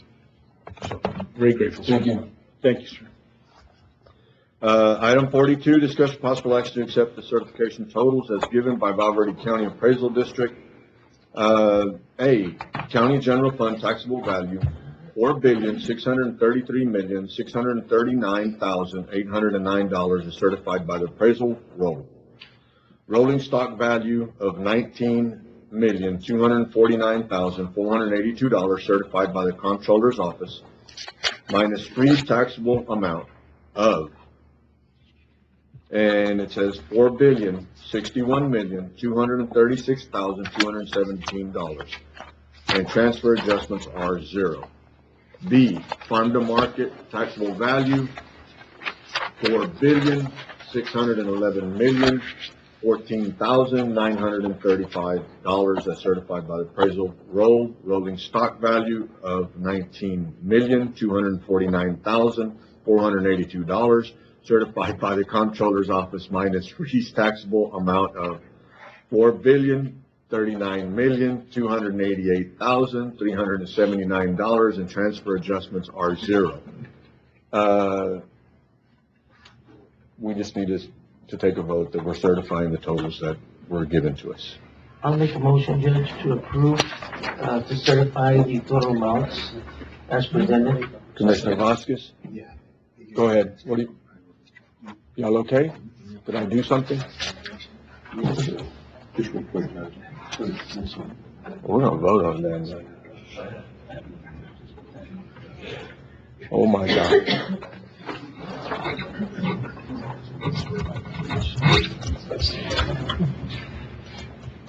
Is this because the totals were different? It is. But it's the totals that Loli gave us.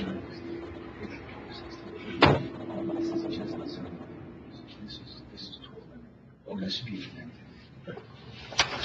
because of the formula? Okay. I have a motion, Commissioner, we're good. I have a motion, Commissioner Vasquez, second.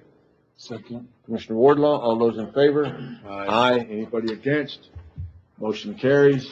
Item 43, discussion possible action, approval of calendar year 2025 imposition of optional fees. A, county road and bridge fee, section 5, motion? Give me a motion to approve. Section 5. As presented, that'll work. I appreciate it, so I don't have to read it. I have a motion, Commissioner Flores, second Commissioner Vasquez. Do we have any questions? I have a question. Okay. Do we charge the child safety fee of $1.50? We have permission to charge it. And I can tell you that she's been told to charge it. And if you're asking me if it's being charged, my answer to you is I can find out. Because I would like it to be charged. No, every year we say yes. There you go. $1.50. That's being charged, and the city's receiving their appropriate amount. Mr. Cash has been doing that, so, and then the remainder comes back. 27%? Yeah, we'll go with 27%. But we're charging it. There we go. And what are we spending it on? Well, we're spending on juvenile protections, anything that's authorized by code is what it's being spent on. So the reason I'm asking is, like, we've given money to CASA. We've talked to this lady here today with the St. Jude's Children's thing. Could that dollar, or whatever 27% that we get, can that be funded through that? Yeah, it could be. Revenue? It could be. Now, we spend more than what this fee brings in. Well, I imagine, but way more, so. Way more than what we're already paying without CASA and without the other. Correct. So, but if you want to match it up, then that's fine, but it's already spoken for. So we've already have places to spend. With the programs that we currently are running, the juvenile probation, the CASA, the Family Violence Center, situations like that. And that's not the only thing we spend on. It can be spent on other things too, but it's currently spoken for. Okay. And we only get 27%? We do. And how that's broken down is we get a 10% administration fee. Then of the remaining 90%, the city gets, it's based on population. The population in the muni versus the population in the county. So they're taking approximately 70-something%. In the muni? In the muni. Municipality. Okay. I get it. It's just, yeah. All right. Go ahead. So outside the county, and then, so we get the county populace, which is very, very few. And the admin fee on that is, not much. Not much either, which can be spent on anything, and it is. So, all right. That's what I want to know. Thank you. Okay. We have a motion, Commissioner Flores, second Commissioner Vasquez. All those in favor? Aye. Anybody against? Motion carries 5-0. Item 44, discussion possible action of Valverde County Library to accept it. Commissioner Flores, second Commissioner Vasquez. All those in favor? Aye. Anybody against? Motion carries 5-0. Item 45, discussion possible action regarding the Adult Probation Department budget for fiscal year 2026, 2027. It's not a typo. That's the way he put it in, and that's what he's going to present it. Morning. Morning, gentlemen. I have a copy of the budget. Oh, that'd be awesome. That's what we need. I need more. You want to give me a couple of things? I made several copies. I appreciate it. Thank you so much for bringing me more paper.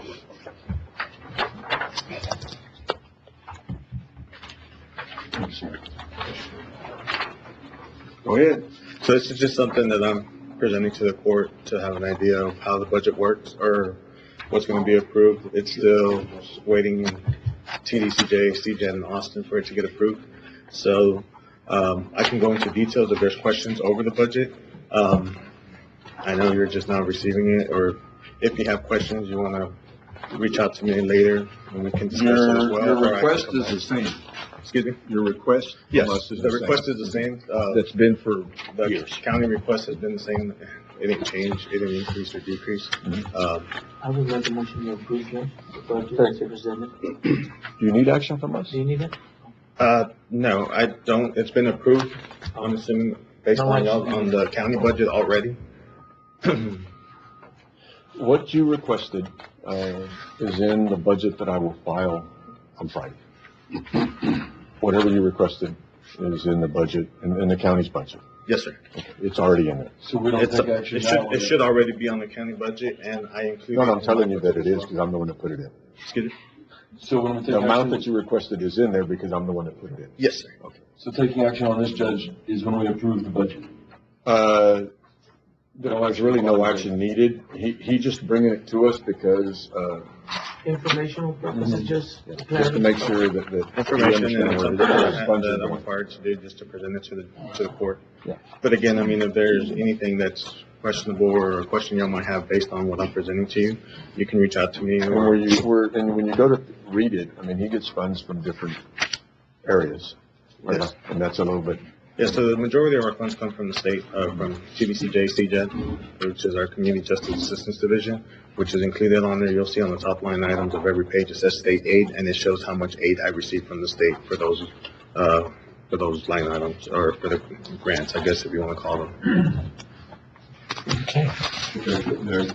There's more, there's good news, right? Oh my God. You passed audits again, so external audits. So when he does that, and he doesn't have to pay for it, he gets to skip years. And what that does is that saves that 15, 20,000, that can be reinvested back into, running the program. so we get that back? Pardon? Do we get that percentage, whatever he spent, back or no? No. So the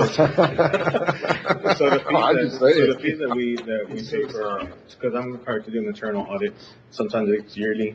When we have zero findings, like we did this past year, we get exempt for a year. So I just got the paperwork last week or 2 weeks ago from Austin saying we've been exempt since there were zero findings in our internal audit. So those are the fees that we're saving.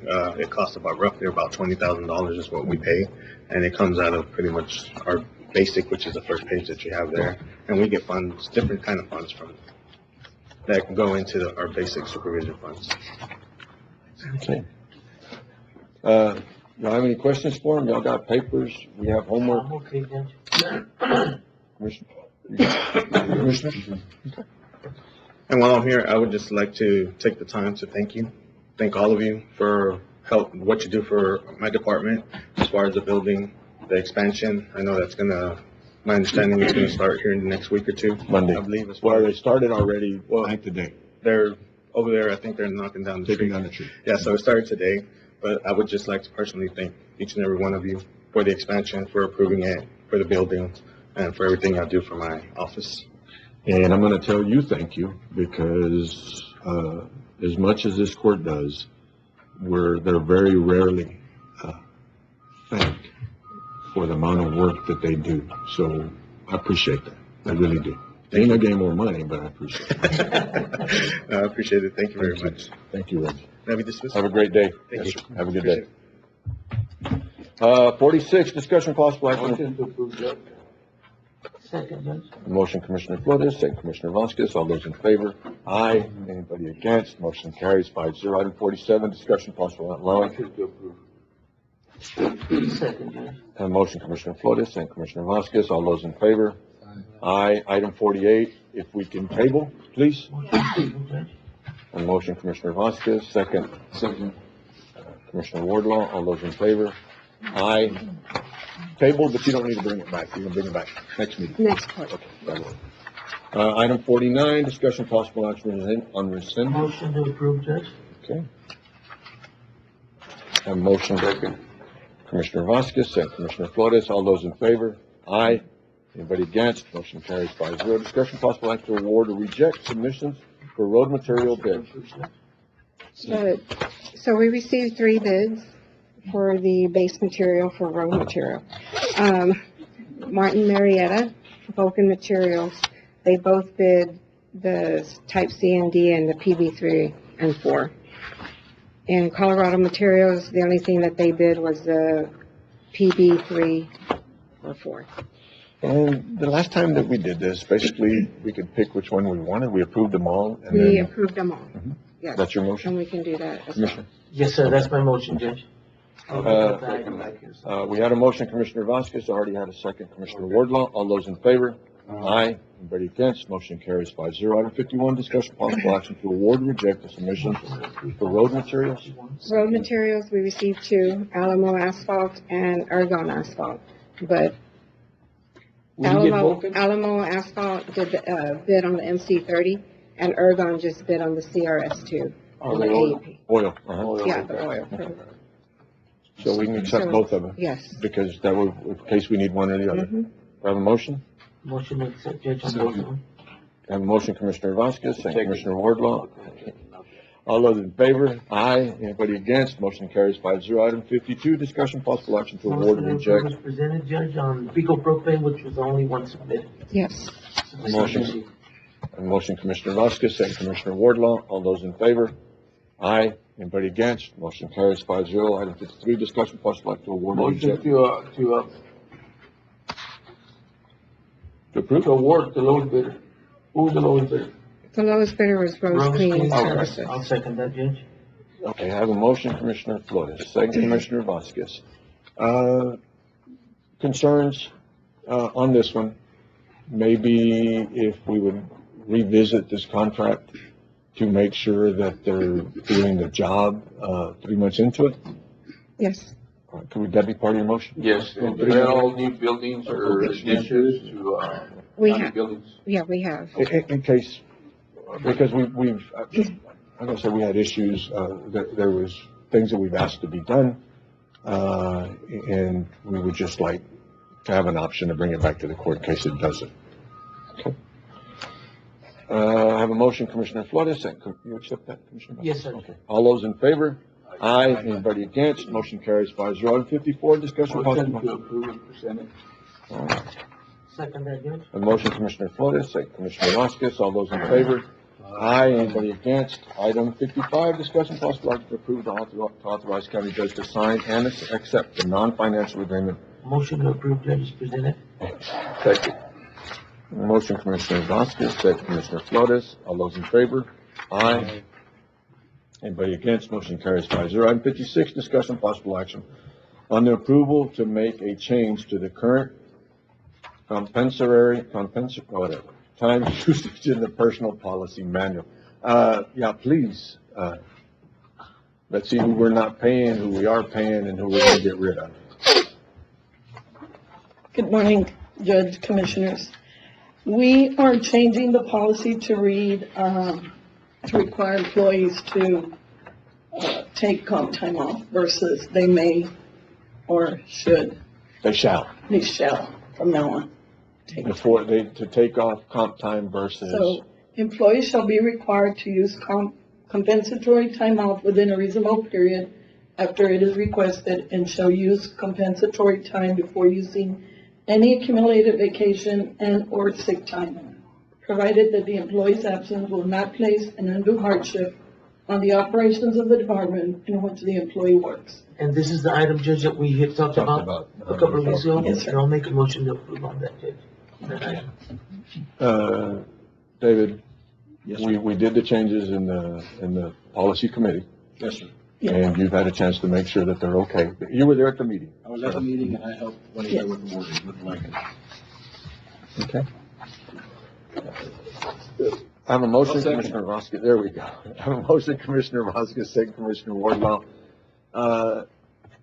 One of the other things that as department heads and elected officials, we need to do a better job taking care of our employees and not allowing them to come in 30 minutes in the morning early or stay late or whatever, just because they want to. I don't think that this court has a responsibility to pay for those hours. We set a bad precedence when we started that a couple times because we were running, everybody's overworked or whatever excuse. At the end of the day, I don't think this court has to pay for the hours that are in excess of what they're banking. Exactly. And this is one of the steps to help take care of that. If it's brought back, I won't bring it to the court. Let's put it like that. To pay for these individuals again, their hours. As far as I'm concerned, they just lose it. This isn't right. And I did provide you with a copy of some of the ones that are really the high numbers. just so the court can know that employees need to start taking some time. And if the court does pass the 40 hours, that would help That will be, take care of some of the issues that we're having. yes. I have a motion, Commissioner Vasquez, second Commissioner Wardwell. All those in favor? Aye. Anybody against? Motion carries 5-0. Item 57, discussion possible action. I did have a question, or just a question on that. So what we should. You're gonna muddy my water, ain't you? But just to be clear, when time cards are turned in, and there is sick or vacation, the comp pool needs to be checked to make sure there's no comp in there. Yes. Okay. This is the butt? No, it's just, well, that's gonna slow the process up, and we'll do it, that's just gonna slow the process up. So the department head putting that in there, hopefully they're on top of it. Yeah. You know, so. Well, that's like what I said. The department head or elected official need to go do their job. We are the ones that are, They're the ones that are muddying all this up. And I'm not saying all of them, I'm just saying we've got a couple of them. You know, last year when we had an issue and we were paying out time, I didn't do a real good job with, one of my employees. But he didn't get paid. If we're not going to do the job and he's not gonna take time off, then he's not gonna get paid. You can't afford for them to be banking these hours knowing that they're gonna get a check at the end of it. Isn't right. It's not fair to the taxpayers. You're already looking at what we're doing out of fund balance in order to balance this budget, and we pay out another couple $100,000 just because, no. An employee, the elected official or department head need to do their job. End of story. And we all have people, you know, I'm one of them, we all have people that don't take time off. And they just want to stay there, whether they're staying there or not. Yes, yeah, you know. Either way, I'm sorry. Okay, we did that one. We took the vote already. Item 57, discussion possible action on approval of HR monthly report. Motion to approve. Motion, Second that, Judge. Commissioner Flores, second Commissioner Vasquez. And all of these are in compliance. yes, sir. And I'm not, they all have, Everybody's in order in the pay, so, so when we get the email, yes, sir, John can answer. yes. I'm sorry. All those in favor? Aye. Anybody against? Motion carries. Approving bills for payment. Motion to approve, President Judge. Motion, Commissioner Flores. Commissioner Vasquez. All those in favor? Aye. Anybody against? None. Motion passes. Okay.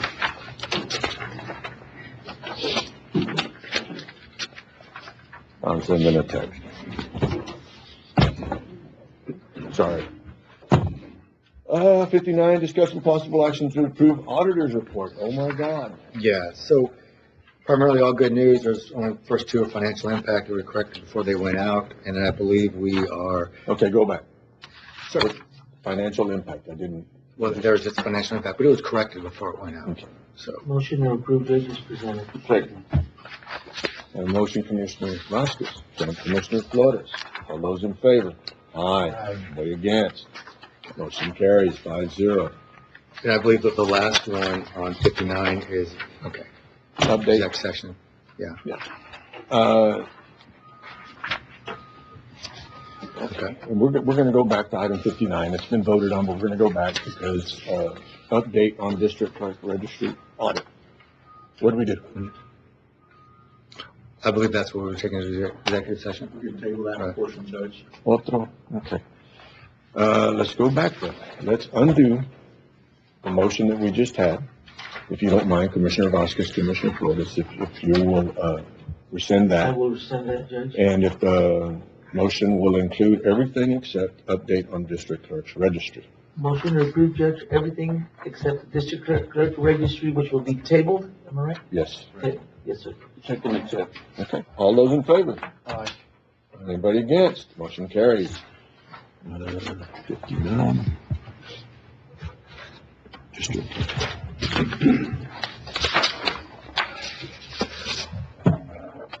Discussion possible action on the following certifications of revenue. Approve as presented, Judge, on both items. A motion, Commissioner Vasquez. Second, Commissioner Flores. All those in favor? Aye. Anybody against? Motion carries 5-0. Discussion possible action on the Motion to following. approve, Judge, for Senate. Okay, wait a minute, we're gonna gotta go break through some of this. these down. Discussion possible action on the following budget adjustments. Constable Precinct 3, $995 from travel and training to office. Motion to approve. Okay, a motion, Commissioner Flores, second. Second. Commissioner Wardlaw, all those in favor? Aye. Aye, anybody against? Motion carries 5-0. Precinct 1, are we removing that one, Commissioner? Motion to table, yes, sir. I will second that, Judge. Commissioner Wardlaw, Commissioner Vasquez, all those in favor?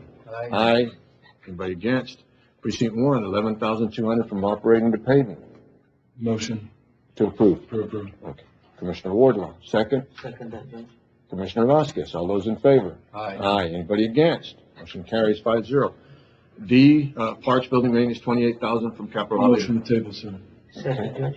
Commissioner Wardlaw, Commissioner Vasquez, second. All those in favor? Aye. Anybody against? Motion carries 5-0. Parks and Building Maintenance, $8,000 from equipment maintenance to fairgrounds improvement. This one is the one that we were talking about. If, item E and item F, I visited with Commissioner Wardlaw and asked if both these, we would not do today because we don't know what expenses are still coming up. And then, I'll put something on the agenda, next meeting. For the 25th. I'll put something on the agenda in the next meeting so we can discuss these funds. But for now, nothing to be done. Table both, please, sir. Motion, the table to E and F, by Commissioner Wardlaw, second Commissioner Vasquez. All those in favor? Aye. Anybody against? Motion carries 5-0. Information Technology, $2,150 from travel and training to office. I will make the motion, Judge. Motion, Commissioner Vasquez. Do I have a second? Commissioner Wardlaw. All those in favor? Aye. Anybody against? Motion carries 5-0. Purchasing $2,000. Motion to approve, Judge. Okay. Second, Judge. A motion, Commissioner Flores. Second, Commissioner Vasquez. All those in favor? Aye. Aye. Anybody against? Motion carries. We good? Thank you. Real quick, because it's under the auditor's, line item. I want to thank you and thank Aaron, and your staff, both of y'all, on this budget. I know that it's been difficult, because of the amount of money that we're taking out of fund balance and trying to figure. I just want to thank you. Okay. I really do. Appreciate it so much. All right. Thank you, Aaron. Item 62, closed session consultation pursuant to Texas Government Code if y'all want to get up, go to the restroom, because it's going to be a little bit. A, 551.071, parenthesis 2, attorney-client privilege. B, 551.071, parenthesis 1, parenthesis 8, contemplated litigation. C, 551.072, regarding the purchase, exchange, and lease of value of real property and possible action in open session thereafter. D, 551.073, regarding a negotiated contract, lease, or value of real property and possible action in open session thereafter. E, 551.076, regarding security advice, security audits, security personnel, security buildings, security cars, everything. Y'all will give us a minute. We'll get in, everybody gonna go to the restroom, then we'll come back in executive session. Thank y'all. Oh, my God. Turn on and we'll, have the lights on. Commissioners Court, come back from executive session. No vote, no decision was made, no action was taken. We've tabled a couple of items. The only item that we really need to get back to is item 33. Let me read it out and then we'll. Item 33, discussion possible action on water supply or source for the Precinct 1 warehouse. Matt, there's money within ARPA that, are you okay? Yeah. It's good. Just tell me it's gonna be good. We're gonna be fine. It'll be Awesome. 98% good. Discussion and possible action. There's money in ARPA in Precinct 1 that was part of the original amount of money that, the original amount of ARPA money that was in Precinct 1, but it's left over, about $10,000. There was, the warehouse is built with ARPA, the water, all that. So, do you need a motion from us in order to allow Commissioner Wardlaw to use that money, to do the water supply for the building? Or can he just use it? Yeah, he can use it. I just want the court to be aware that this was a project dedicated by ARPA and it ran under budget. We currently don't have any projects that are running over budget. However, we are the GC of this project. And the GC decided to fix something that's did not go well during the project. Yeah, I mean, bottom line is we drilled a well, got water, water's sulfur. It ate up all the pipes, so that water well no longer can be used. Just for transparency, so now we're gonna haul in some tanks, put in another pump system. He'll be hauling water, that way the warehouse and his office space and everything in the back can be used. But it is money that was left out of the original ARPA that was budgeted for precinct 1. For the construction of. Yes, of the warehouse, or for that project. Correct. If we would have been the GC, we would have been able to correct this. Now, so there isn't a purchase order or anything like that we're looking for on 1231, but how we are the GC. In addition to that, there is interest that's still left over, so I feel pretty confident. But he has this dollar amount is part of the original amount of money that he had in his own budget. It came out of budget. Yes, out of the ARPA budget. I just want to make sure that bottom line is he can use his money, and if he can't use it and he needs action from the court, that we take it, but there's no action required from the court. We're just trying to be transparent. Commissioner Wardlaw was just trying to be transparent. That's correct. The county audit. That is correct. So, Matt, Yes. can I operate straight out at 1814? I would. Make a transfer out at 18? I would. Yes. Straight out at 1814? Okay. Okay. Okay. Action 33, or item 33, no action needed, but we did come back to it. The other items that were tabled, there's no action, needed on those, and we don't need to come back to them. And 63, commissioners' comments? None. 64, county judges' comments? None. Item 65, I'll entertain a motion to adjourn. Commissioner Vasquez gave a motion to adjourn. Commissioner Flores gave the second. All in favor? Aye. Are you against? Motion passes. We are adjourned. Thank y'all so much. Thank you. Y'all have a great day.